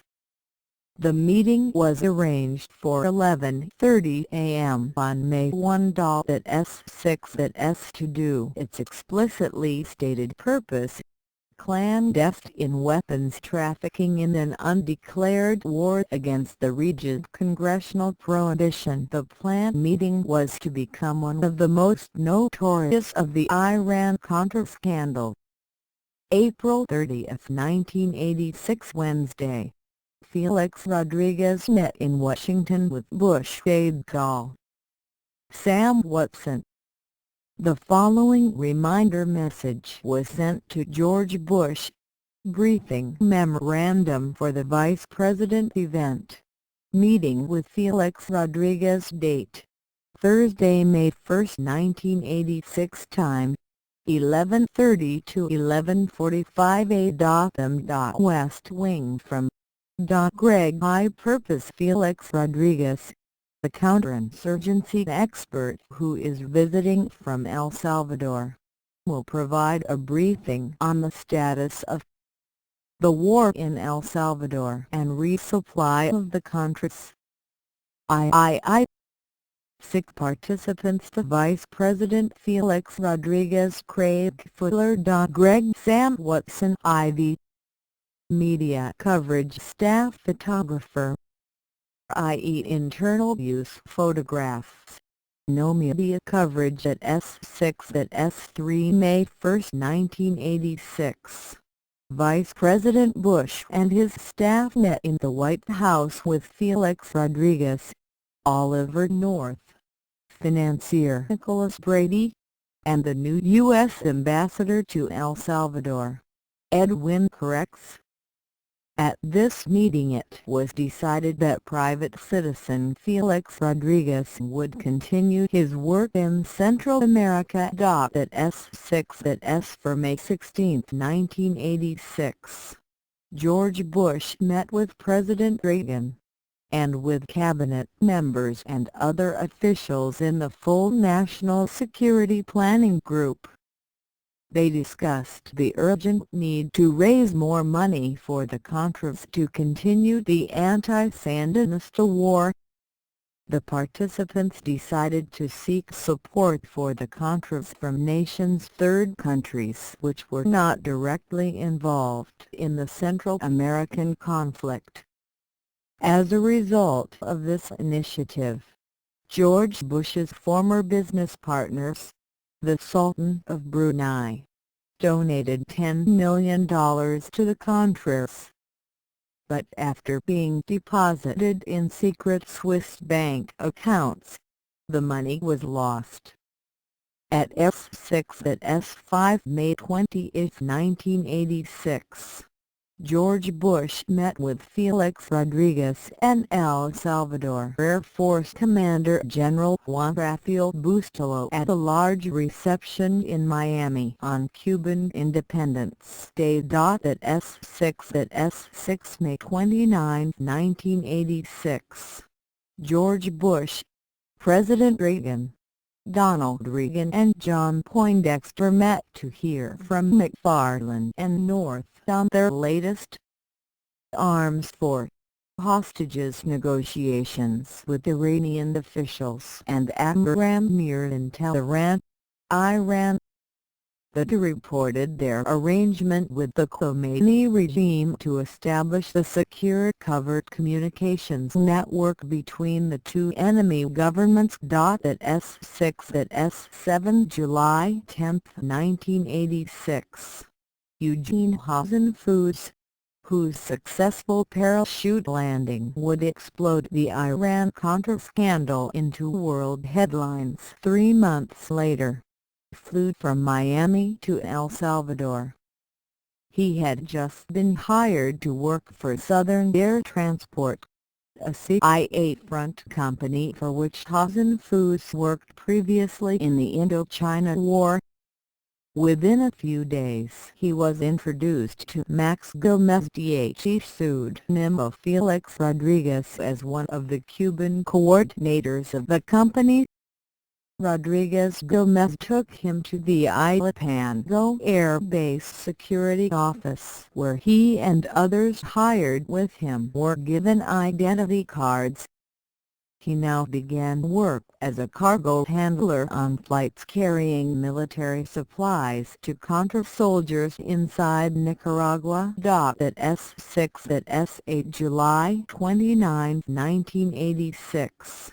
George Bush met in Jerusalem with Terrorism Task Force member Abraham Mir, the manager of Israel's participation in the arms for hostages schemes. Bush did not want this meeting known about.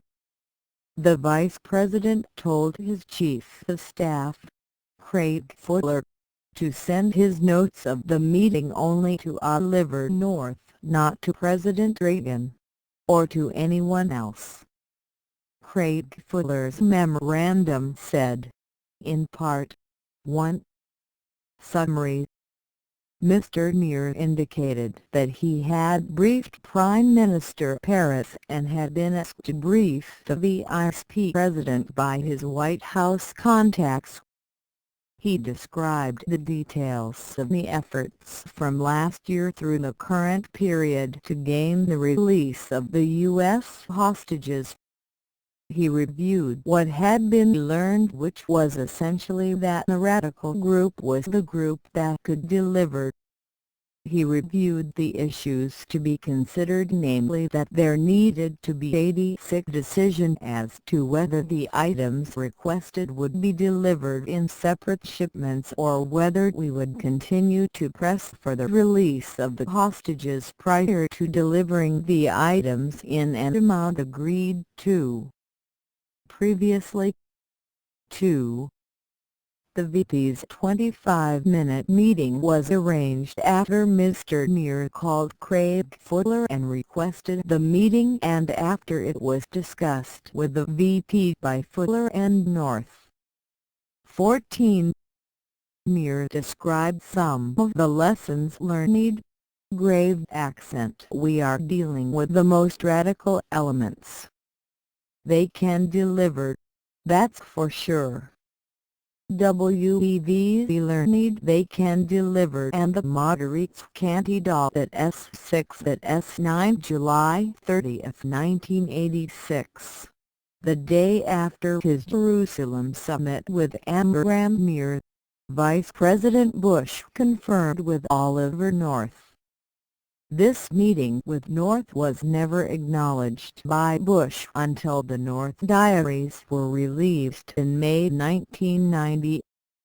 Early September 1986.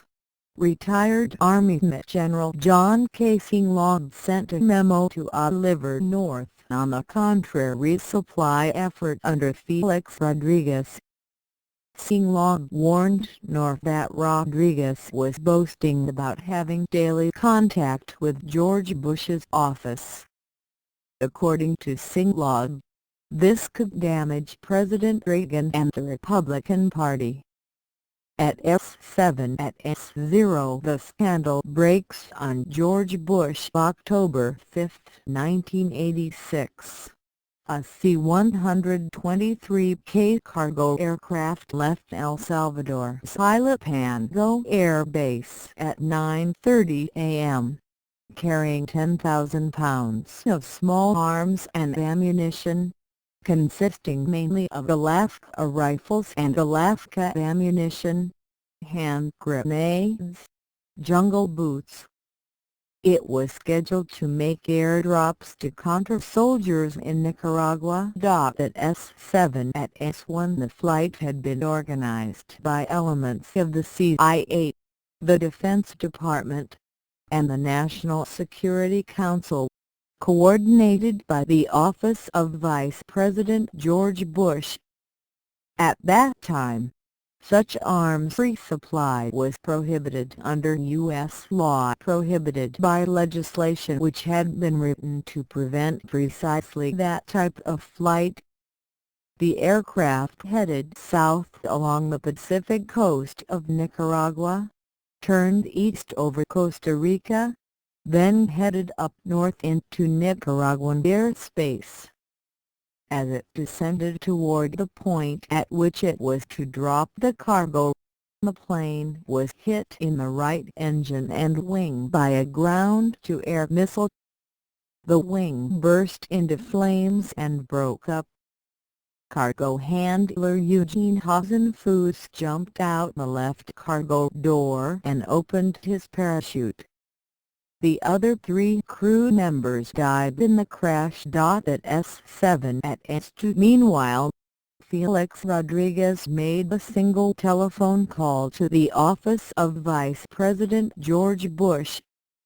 He told Bush aide Samuel Watson that the C-123K aircraft was missing and was possibly down. October 6, 1986. Eugene Hasenfuss, armed only with a pistol, took refuge in a small hut on a jungle hilltop inside Nicaragua. He was soon surrounded by Sandinista soldiers and gave himself up. At S7 at S3 Felix Rodriguez called George Bush's aide Sam Watson again. Watson now notified the White House Situation Room and the National Security Council staff about the missing aircraft. Oliver North was immediately dispatched to El Salvador to prevent publicity over the event, and to arrange death benefits for the crew. At S7 at S4 after the shoot-down, several elaborate attempts were made by government agencies to provide false explanations for the origin of the aircraft. The later press account, appearing on May 15, 1989, after Bush was safely installed as president, exposed one such attempted cover-up. Official Contras Like to Protect VP Bush by Alfonso Chardy. Night Reader Newspapers, Washington. Nicaraguan rebels falsely assumed responsibility for an arms-laden plane down over Nicaragua in 1986 in an effort to shield then Vice President George Bush from the controversy that soon blossomed into the Iran-Contra scandal. The senior Contra official said in early May 1989. According to the Contra official, who requested anonymity but has direct knowledge of the events, a Contra spokesman, Bosco Matamoros, official FDN representative in Washington, D.C., was ordered by FDN political director Adolfo Calero to claim ownership of the downed aircraft, even though the plane belonged to Oliver North's secret Contra supply network. Calero called Matt Morris and said, "Take responsibility for the Hazen Foods plane because we need to take the heat off the vice president," the Contra source said. The senior Contra official said that shortly after Calero talked to Matt Morris called a reporter for the New York Times and leaked the bogus claim of responsibility. The Times ran a story about the claim on its front page. At S7 at S5 October 7, 1986. Representative Henry B. Gonzalez DTX called for a congressional investigation of the Nicaraguan air crash, and the crash of a Southern air transport plane in Texas, to see if they were part of a covert CIA operation to overthrow the Nicaraguan government. October 9, 1986. At a news conference in Nicaragua, captured U.S. crew member Eugene Hazen Foods exposed Felix Rodriguez, alias Max Gomez, as the head of an international supply system for the Contras. The explosive, public phase of the Iran-Contra scandal had begun. October 11, 1986. The Washington Post ran two headlines side by side: "Captured American flyer to be tried in Nicaragua and Bush is linked to head of Contra aid network."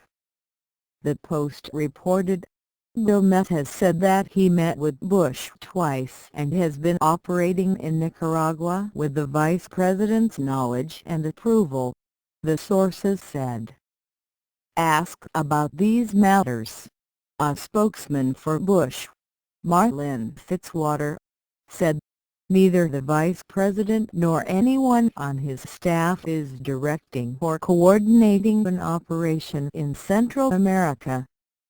The San Francisco Examiner, which earlier this week linked Bush advisor Donald Gregg to Gomez, reported that Gomez maintains daily contact with Bush's office.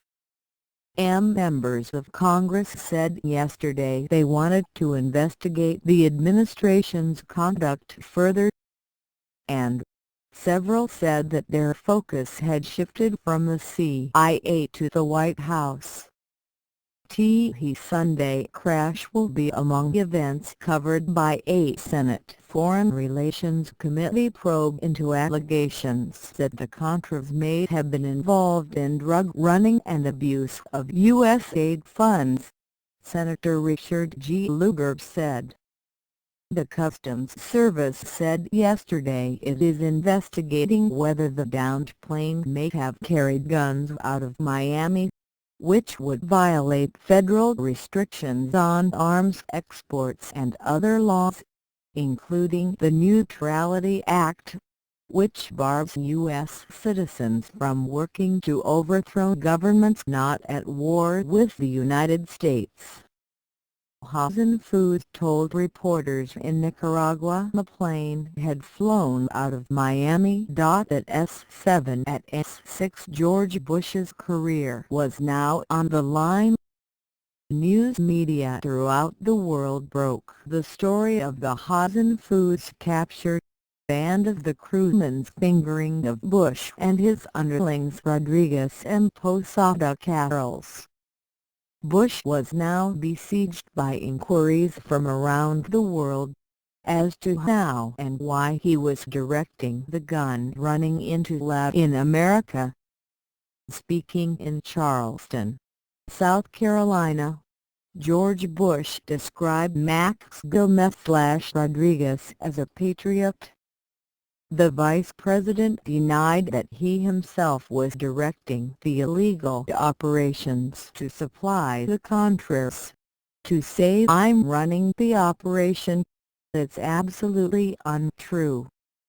Bush said of Rodriguez, "I know what he was doing in El Salvador, and I strongly support it, as does the President of El Salvador, Mr. Napoleon Duarte, and as does the Chief of the Armed Forces in El Salvador, because this man, an expert in counterinsurgency, was down there helping them put down a communist-led revolution, i.e. in El Salvador, not Nicaragua."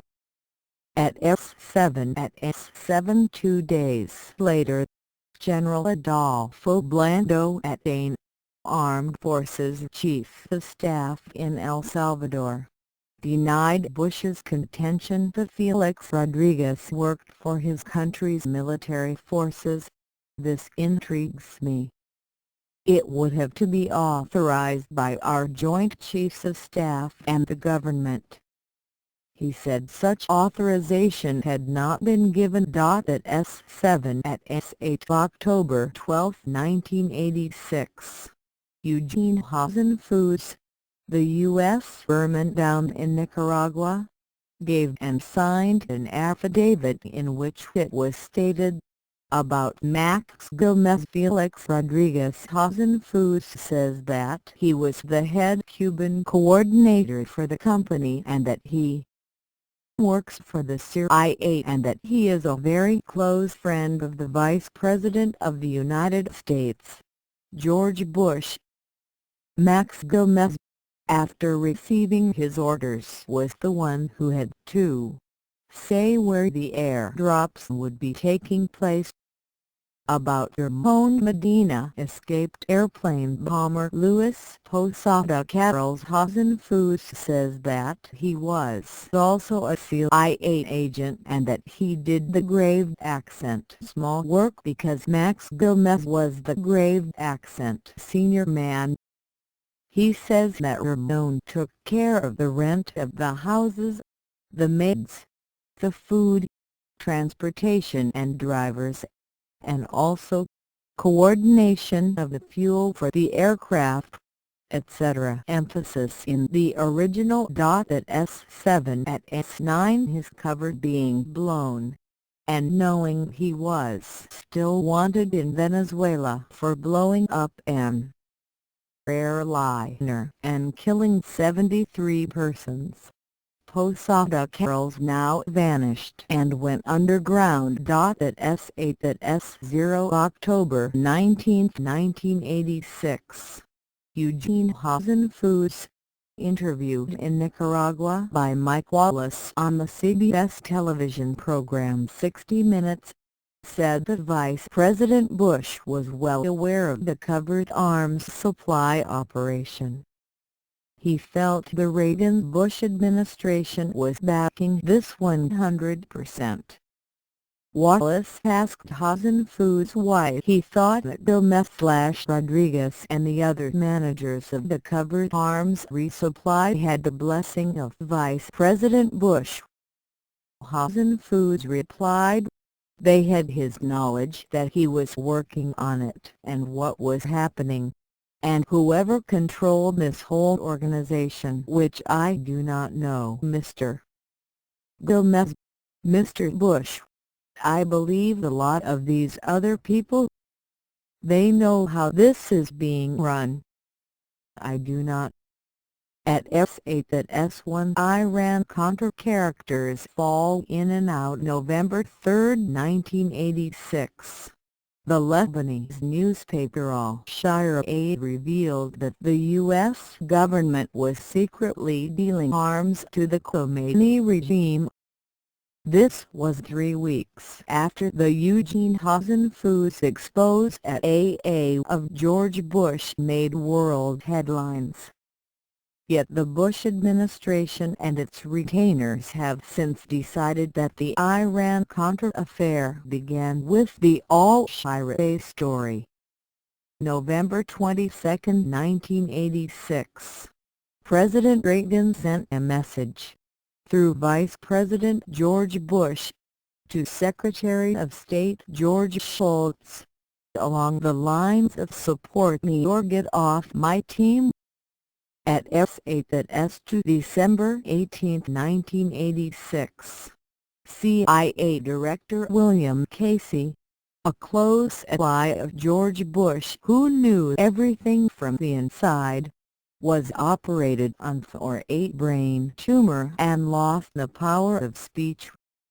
That same day, associates of Vice President George Bush said that Bush believed White House Chief of Staff Donald Regan should resign, but claimed Bush had not yet broached the issue with the president.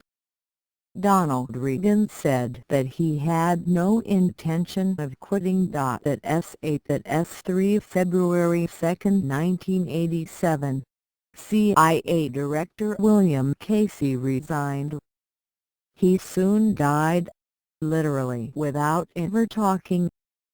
February 9, 1987, former National Security Director Robert McFarlane, the principal figure in the Reagan-Bush administration's covert operations, attempted suicide by taking an overdose of drugs. McFarlane survived. February 26, 1987 Thursday, the President's Special Review Board, commonly known as the Tower Commission, issued its report. The commission heavily blamed White House Chief of Staff Donald Regan for the chaos that descended upon the White House in the Iran-Contra affair. The commission hardly mentioned Vice President George Bush except to praise him for his vigorous reaffirmation of U.S. opposition to terrorism in all forms. In the afternoon the Tower Commission report came out. George Bush summoned Donald Regan to his office. Bush said the president wanted to know what his plans were about resigning. Donald Regan blasted the president. "What's the matter? Isn't he man enough to ask me that question?" Bush expressed sympathy. Donald Regan said he would leave in 4 days. At S8 for February 27, 1987 Friday, cable news network televised a leaked report that Donald Regan had already been replaced as White House Chief of Staff. After submitting a one-sentence letter of resignation, Donald Regan said, "There's been a deliberate leak, and it's been done to humiliate me." At S8-5 George Bush, when president, rewarded the commission's chairman, Texas Senator John Tower, by appointing him U.S. Secretary of Defense. Tower was asked by a reporter at the National Press Club whether his nomination was a payoff for the clean bill of health he gave Bush.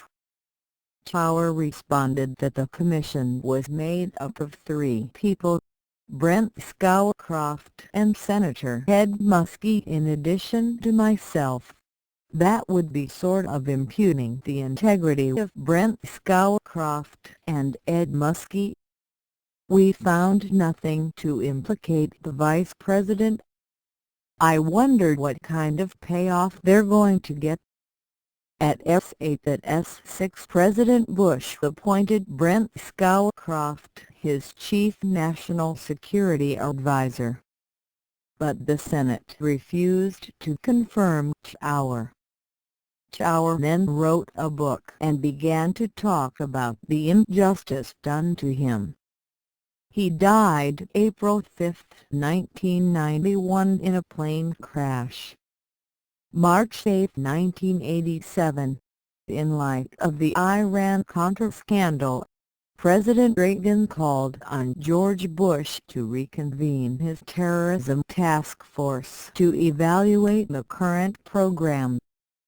June 2, 1987, Bush summarized his findings in a press release. Her current policy as articulated in the task force report is sound, effective, and fully in accord with our democratic principles and national ideals of freedom. At S8 at S7 November 13, 1987, the designated congressional committees filed their joint report on the Iran-Contra affair. Wyoming Representative Richard Cheney, the senior Republican member of the House Select Committee to investigate covert arms transactions with Iran, helped steer the joint committees to an impotent result. George Bush was totally exonerated, and was hardly mentioned. George Bush, when president, rewarded Dick Cheney by appointing him U.S. Secretary of Defense, after the Senate refused to confirm John Tower. The mortification of the U.S. Congress. January 20, 1989, George Bush was inaugurated President of the United States. May 12, 1989, President Bush's nomination of Donald Gregg to be U.S. Ambassador to Korea was considered in hearings by the Senate Foreign Relations Committee. Gregg was now famous in Washington as Bush's day-to-day controller of the criminal gun running into Central America. Before the Gregg hearings began, both Republican and Democratic senators on the committee tried to get President Bush to withdraw the Gregg nomination. This was to save them the embarrassment of confirming Gregg, knowing they were too intimidated to stop him. What follows are excerpts from the typed transcript of the Gregg hearings. The transcript has never been reproduced. It has not been printed, and it will not be published by the Senate Foreign Relations Committee, which is evidently embarrassed by its contents. At S8 Gregg, as his national security advisor for 6.5 years, I worked closely with the Vice President, keeping him informed as best I could on matters of foreign policy, defense, and intelligence. Traveling with the Vice President as I did, in a great variety of missions to more than 65 countries. After Vietnam, I did not see Felix Rodriguez until the early 80s, where he would drop into Washington sporadically. We remained friends. So, some of those contacts would have been 1979 to 1982 when I was at the White House at the NSC. Senator Sarbanes and Felix would come to see you there. Gregg knows that my home. Then he brought me in '83 the plan which I have already discussed with Senator Cranston. At that point I was working for the Vice President, which I began in August 1982. Senator Sarbanes. In December of 1984 he came to see you with the idea of going to El Salvador. You cleared it with the Vice President. Gregg, I just said, my friend Felix, who was a remarkable former agency employee, wants to go down and help with El Salvador. And I am going to introduce him to State Department personnel and see if he can sell himself to those men. And the Vice President said fine. Gregg, Felix went down there about the 1st of March 1985. Before he went, I introduced him to the Vice President, and the Vice President was struck by his character and wished him well in El Salvador. Senator Sarbanes. So before he went down, You undertook to introduce him to the vice president. Why did you do that? Greg, well, the vice president had always spoken very highly and enthusiastically of his career. For his 1 year as DCI Director of Central Intelligence, I had gone out with him to the agency just after I joined him in '82, and I saw the tremendous response he got there, and he got quite choked up about it. And as we drove back in the car, he said, "You know, that is the best job I have ever had before I became vice president." So here it was, as I said, probably the most extraordinary CIA comrade I had known, who was going down to help in a country that I knew that the vice president was interested in. The vice president was interested in the progress of the Contras. There were 2 occasions on which he asked me, "How are they doing?" and I, on one occasion, went to a CIA officer who was knowledgeable and got a rundown on how they were doing from that, and sent it to the vice president, and he sent it back with no comment. On another occasion, he asked me again, "How are they doing?" and I drew a memo up, I think on the basis of a conversation with North. Again, he returned that with no comment. So he was interested in the Contras as an instrument of putting pressure on the Sandinistas. But what I said we had never discussed was the intricacies, or who was supplying what to whom. Senator Simon, let me read another section from Senator Cranston's statement. I believe the record suggests the following happened. After Byland II was signed in October 1984 outlawing all U.S. aid to the Contras, you and certain others in the White House were encouraged to secure military aid for the Contras through unorthodox channels. Your career training in establishing secrecy and deniability for covert operations, your decades-old friendship for Felix Rodriguez, apparently led you to believe you could serve the national interest by sponsoring the freelance covert operation out of the vice president's office. What is your response to that statement? Greg, well, I think it is a rather full-blown conspiracy theory. That was not what I was doing. I was involved in helping the Vice President's Task Force on Anti-Terrorist Measures write their report. But normally I had no operational responsibilities. Senator Simon, when did you first find out the law was being violated? Greg, by the law, do you mean the Byland Amendment? Senator Simon, that is correct. Greg, I guess my knowledge of that sort of came at me piecemeal after Tyson Foods had been shot down October 5, 1986, and there were various revelations that came out.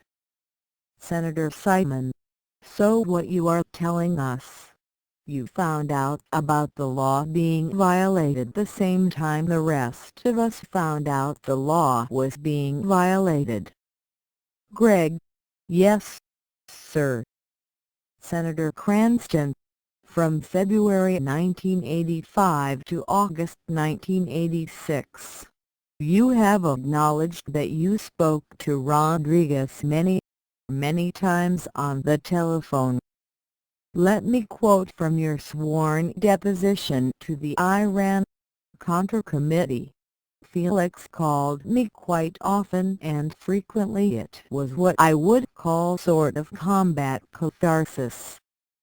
He used to do the same thing in Vietnam. He would come back from an operation in which some people had been lost and he would tell me about it. Now, is it still your testimony that Rodriguez never mentioned his deep involvement in Contra supply activities during any of these phone conversations? Greg: that is my testimony. Senator Cranston: is it still your testimony that prior to August 8, 1986, Rodriguez never mentioned the status of his Contra resupply efforts during his numerous face-to-face meetings with you in Washington? Greg: never. Senator Cranston: is it still your testimony that Rodriguez did not mention the status of his Contra resupply efforts in the very meetings that were convened according to two memos bearing your name, for Rodriguez to brief the Vice President on the status of the war in El Salvador and efforts to resupply the Contras? Greg: there was no intention to discuss resupply of the Contras, and everyone at that meeting, including former Senator Nick Brady, have testified that it was not discussed.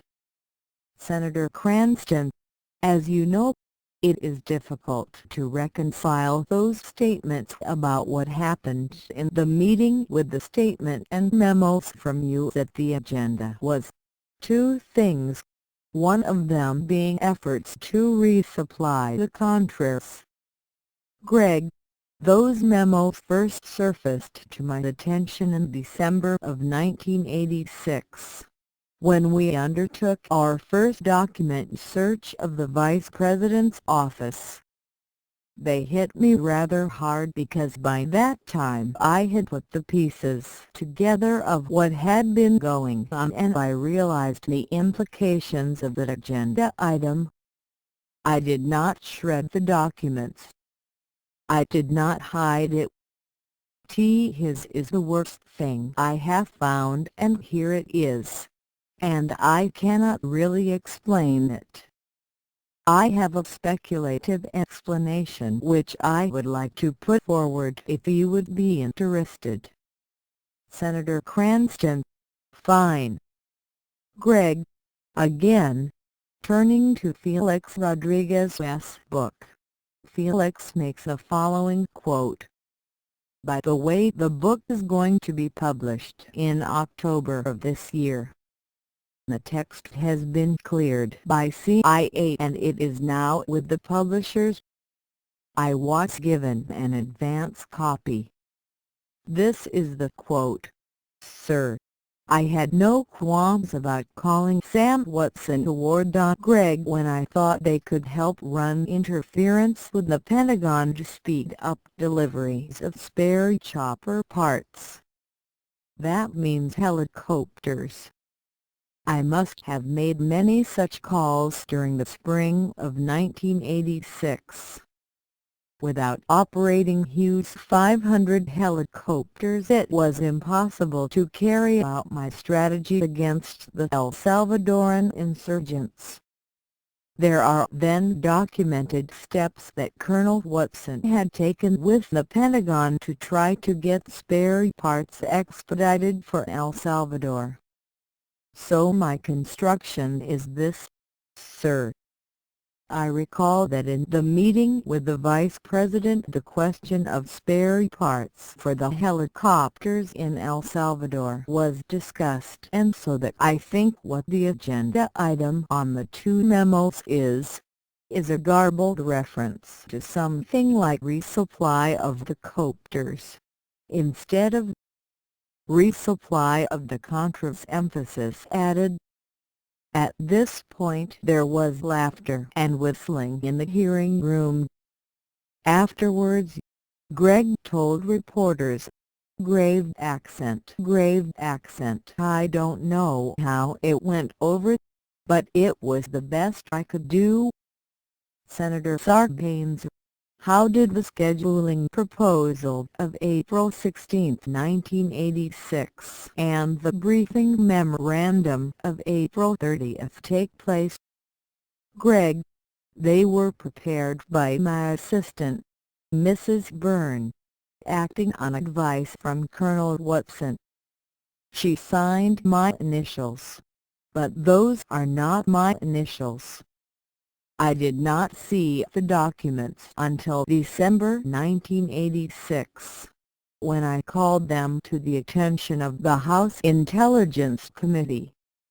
And if you do not, if my speculation does not hold up, I have to refer you to the memorandum that I turned over to the Iran-Contra Committee on the 14th of May 1987, which, Senator Sarbanes, I am looking at that memorandum now. Greg. Okay. That has been my explanation up until now, Senator Sarbanes, but you are now providing a different explanation. Greg. It is the only one. I have been thinking about these documents for over 2 years, and it is the only thing that I can come up with that would come close to explaining that agenda item, given the fact that there was no intention of discussing resupply to the Contras. That resupply of the Contras was not discussed, according to the testimony of everyone who was in the meeting. Senator Kerry. Douglas Minarczyk is who? Greg. He was one of my assistants in my office responsible for Middle East and African affairs. Senator Kerry. And he was working for you in 1985 and 1986. That period. Greg. Yes. Senator Kerry. Now, when I began first investigating allegations of the gun running that was taking place out of Miami, one of the very first references that my staff, frankly, frequently heard, and I think you and I have talked about this, that Miami was buzzing with the notion that the Vice President's office was somehow involved in monitoring that. At least emphasis added. Now, Jesus Garcia was a Miami corrections official who got into trouble and wound up going to jail on weapons offenses. Through that connection, we came across telephone records. And those telephone records demonstrate calls from Garcia's house to Contra camps in Honduras, to John Hall in Costa Rica, and Douglas Minarczyk in, not necessarily in your office, but directly to the White House. However, there is incontrovertible evidence that he had in his possession the name of Mr. Minarczyk, a piece of paper in our possession, in Garcia's home in connection with monitoring those paramilitary operations, in August of 1985. Now, how do you account for the fact that that the people involved with the Contra-supplied operations out of Miami, had Minarczyk's name and telephone number, and that there is a record of calls to the White House at that time? Greg. I cannot account for it. Could it have anything to do with our old friend Mr. Brennecke's sick? Because Brennecke did have Minarczyk's phone number. Senator Kerry. No. Totally separate. Greg. This is all new. I do not have an explanation, sir. Senator Kerry. Do you recall the downing of a Cuban airliner in 1976 in which 72 people lost their lives as a result? Do you remember that? Greg. Yes. Senator Kerry. The terrorist bomb. and a Cuban-American named Luis Posada Carrols was arrested in Venezuela in connection with that. He then escaped in 1985 with assistance from Felix Rodriguez. I do not know if this is going to be in the Rodriguez book or not. Greg. It Island Senator Kerry. OK. And he brought him to Central America to help the Contras under pseudonym of Ramon Medina. Correct? Greg. Now, I know that. Yes. Senator Kerry. Is it appropriate for a Felix Rodriguez to help a man indicted in a terrorist bombing to escape from prison, and then appropriate for him to take him to become involved in supply operations, which we are supporting? Greg. I cannot justify that, sir. And I am not certain what role Felix played in getting him out. I thought that Orlando Bosch sick, or someone of that nature, had been responsible for that. Senator Kerry. When did you first learn that, i.e. about Posada's hiring for contrary supply? Done. Greg. When I learned who the various aliases were, which was sometime in November/December 1986. After the whole thing came out. Committee Session June 15, 1989. Senator Cranston. Before proceeding in this matter, I would like to state clearly for the record what the central purpose of this investigation is about and, in my view, what it is not about. It is not about who is for or against the Contras. Similarly, this investigation is not about building up or tearing down our new President Bush. We have tried throughout this proceeding to avoid partisan attacks. Indeed, Republicans and Democrats alike have sought Mr. Gregg's withdrawal as one way to avoid casting aspersions on the Bush White House. Emphasis added. Mr. Gregg remains steadfast in his loyalty to his boss, then Vice President Bush, and to his longtime friend, Felix Rodriguez. Mr. Gregg has served his country in the foreign policy field for more than 3 decades. By all accounts he is a loyal American. As Mr. Gregg himself conceded last month, there are substantial reasons for senators to suspect his version of events and to raise questions about his judgment. It does not take a suspicious or partisan mind to look at the documentary evidence, the back-channel cables, the ICE-only memos, and then to conclude that Mr. Gregg has not been straight with us. Indeed, I am informed that more than one Republican senator who has looked at the accumulated weight of the evidence against Mr. Gregg has remained unconvinced and has sought Mr. Gregg's withdrawal. Mr. Gregg, this committee has a fundamental dilemma. If we are to promote a man we believe to have misled us under oath, we would make a mockery of this institution. We would invite contempt for our inquiries.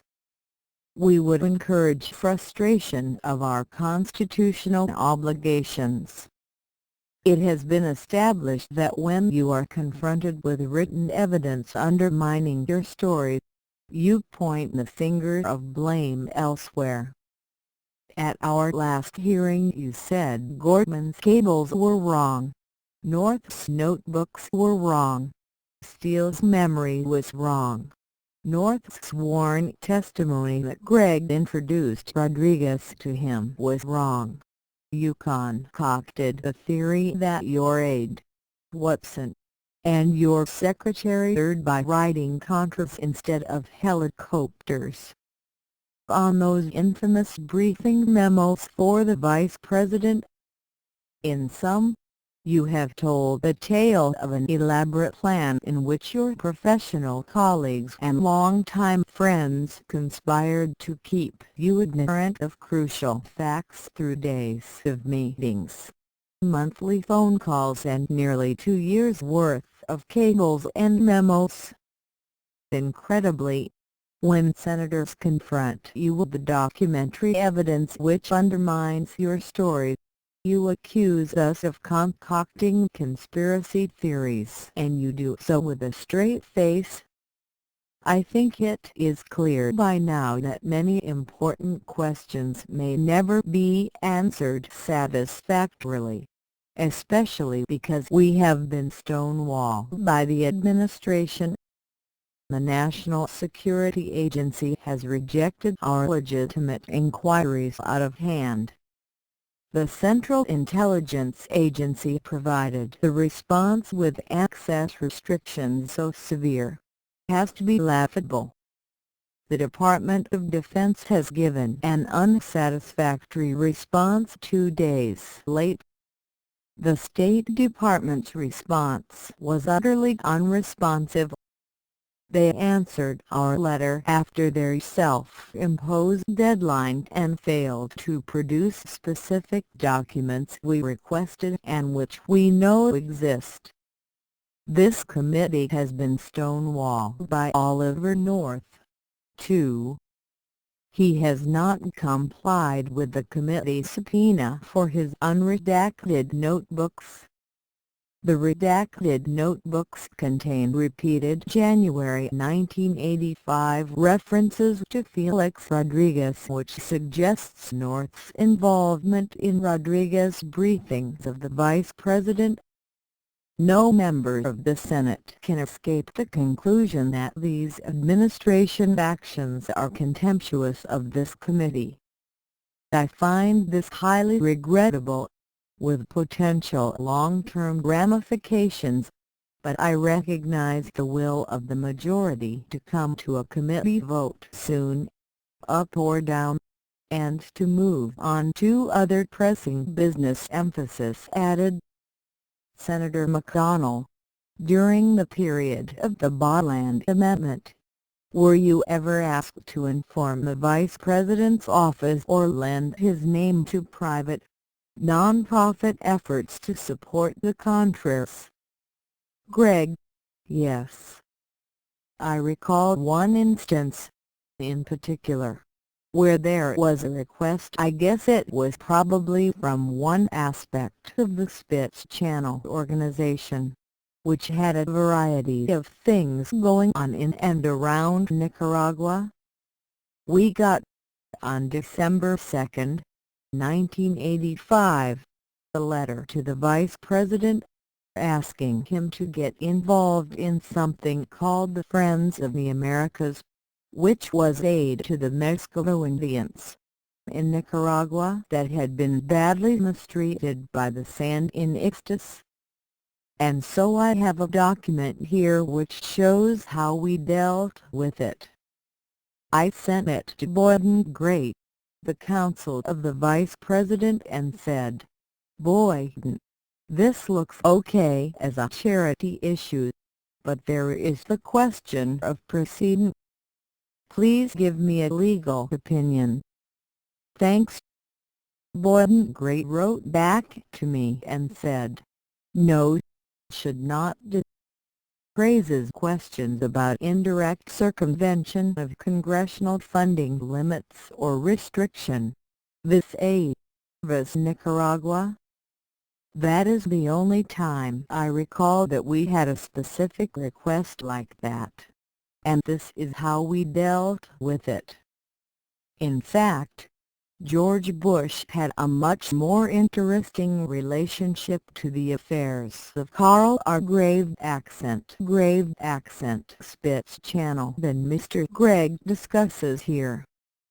Channel worked with Bush's covert action apparatus, moving his wealthy contacts toward what he termed grave accent, the total embrace of the Vice President.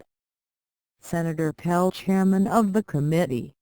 First, you say that you offered to resign twice.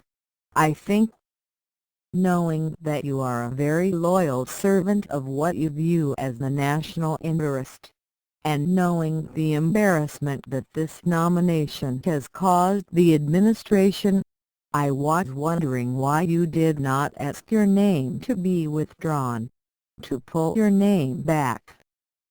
W. Hitch has been recommended by many of us as being a way to resolve this problem. Greg: well, I haven't, because I think I'm fully qualified to be ambassador to South Korea. And so does the Vice President. 6.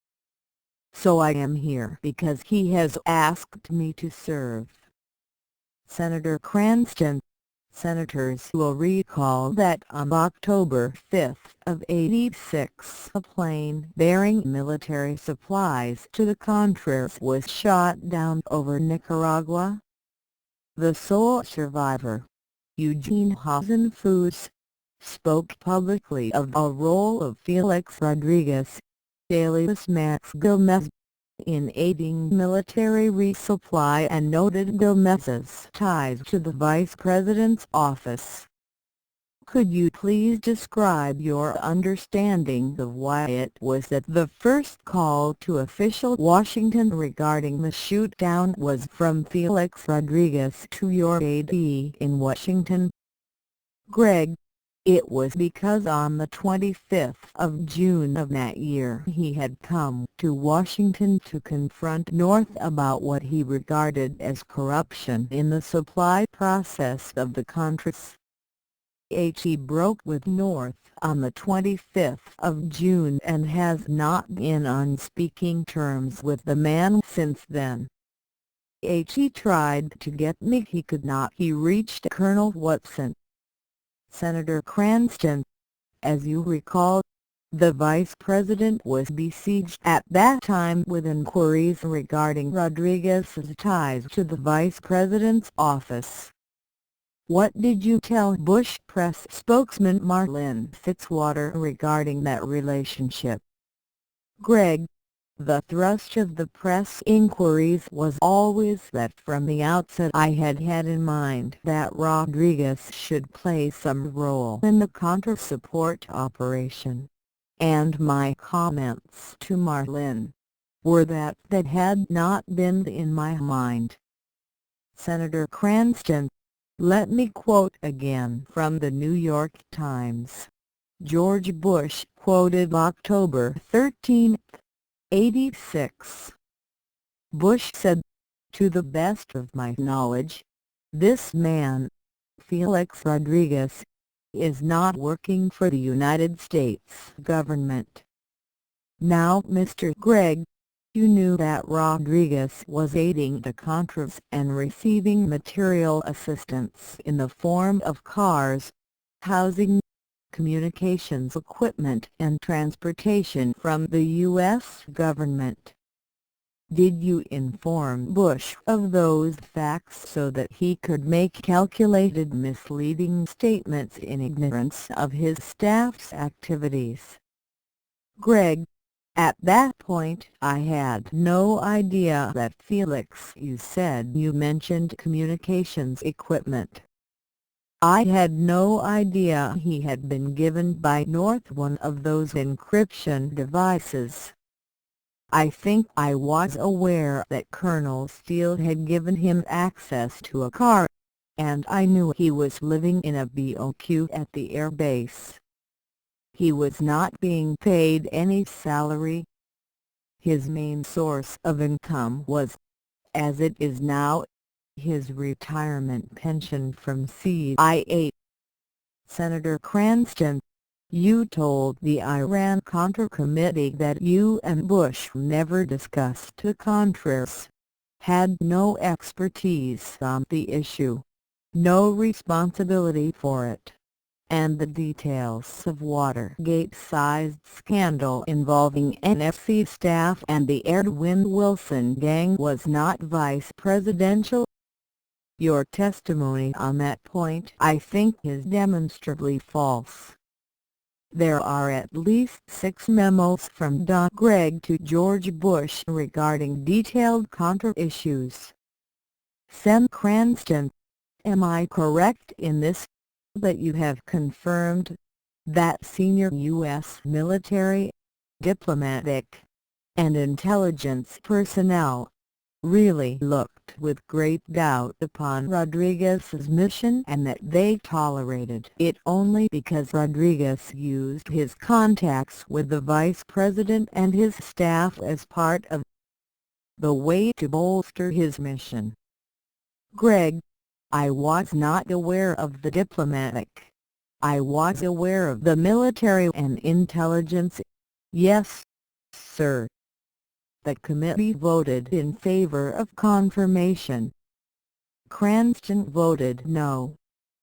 But 3 Democrats, Charles Robb, Terry Sanford and Chairman Claiborne Pell, joined the Republicans.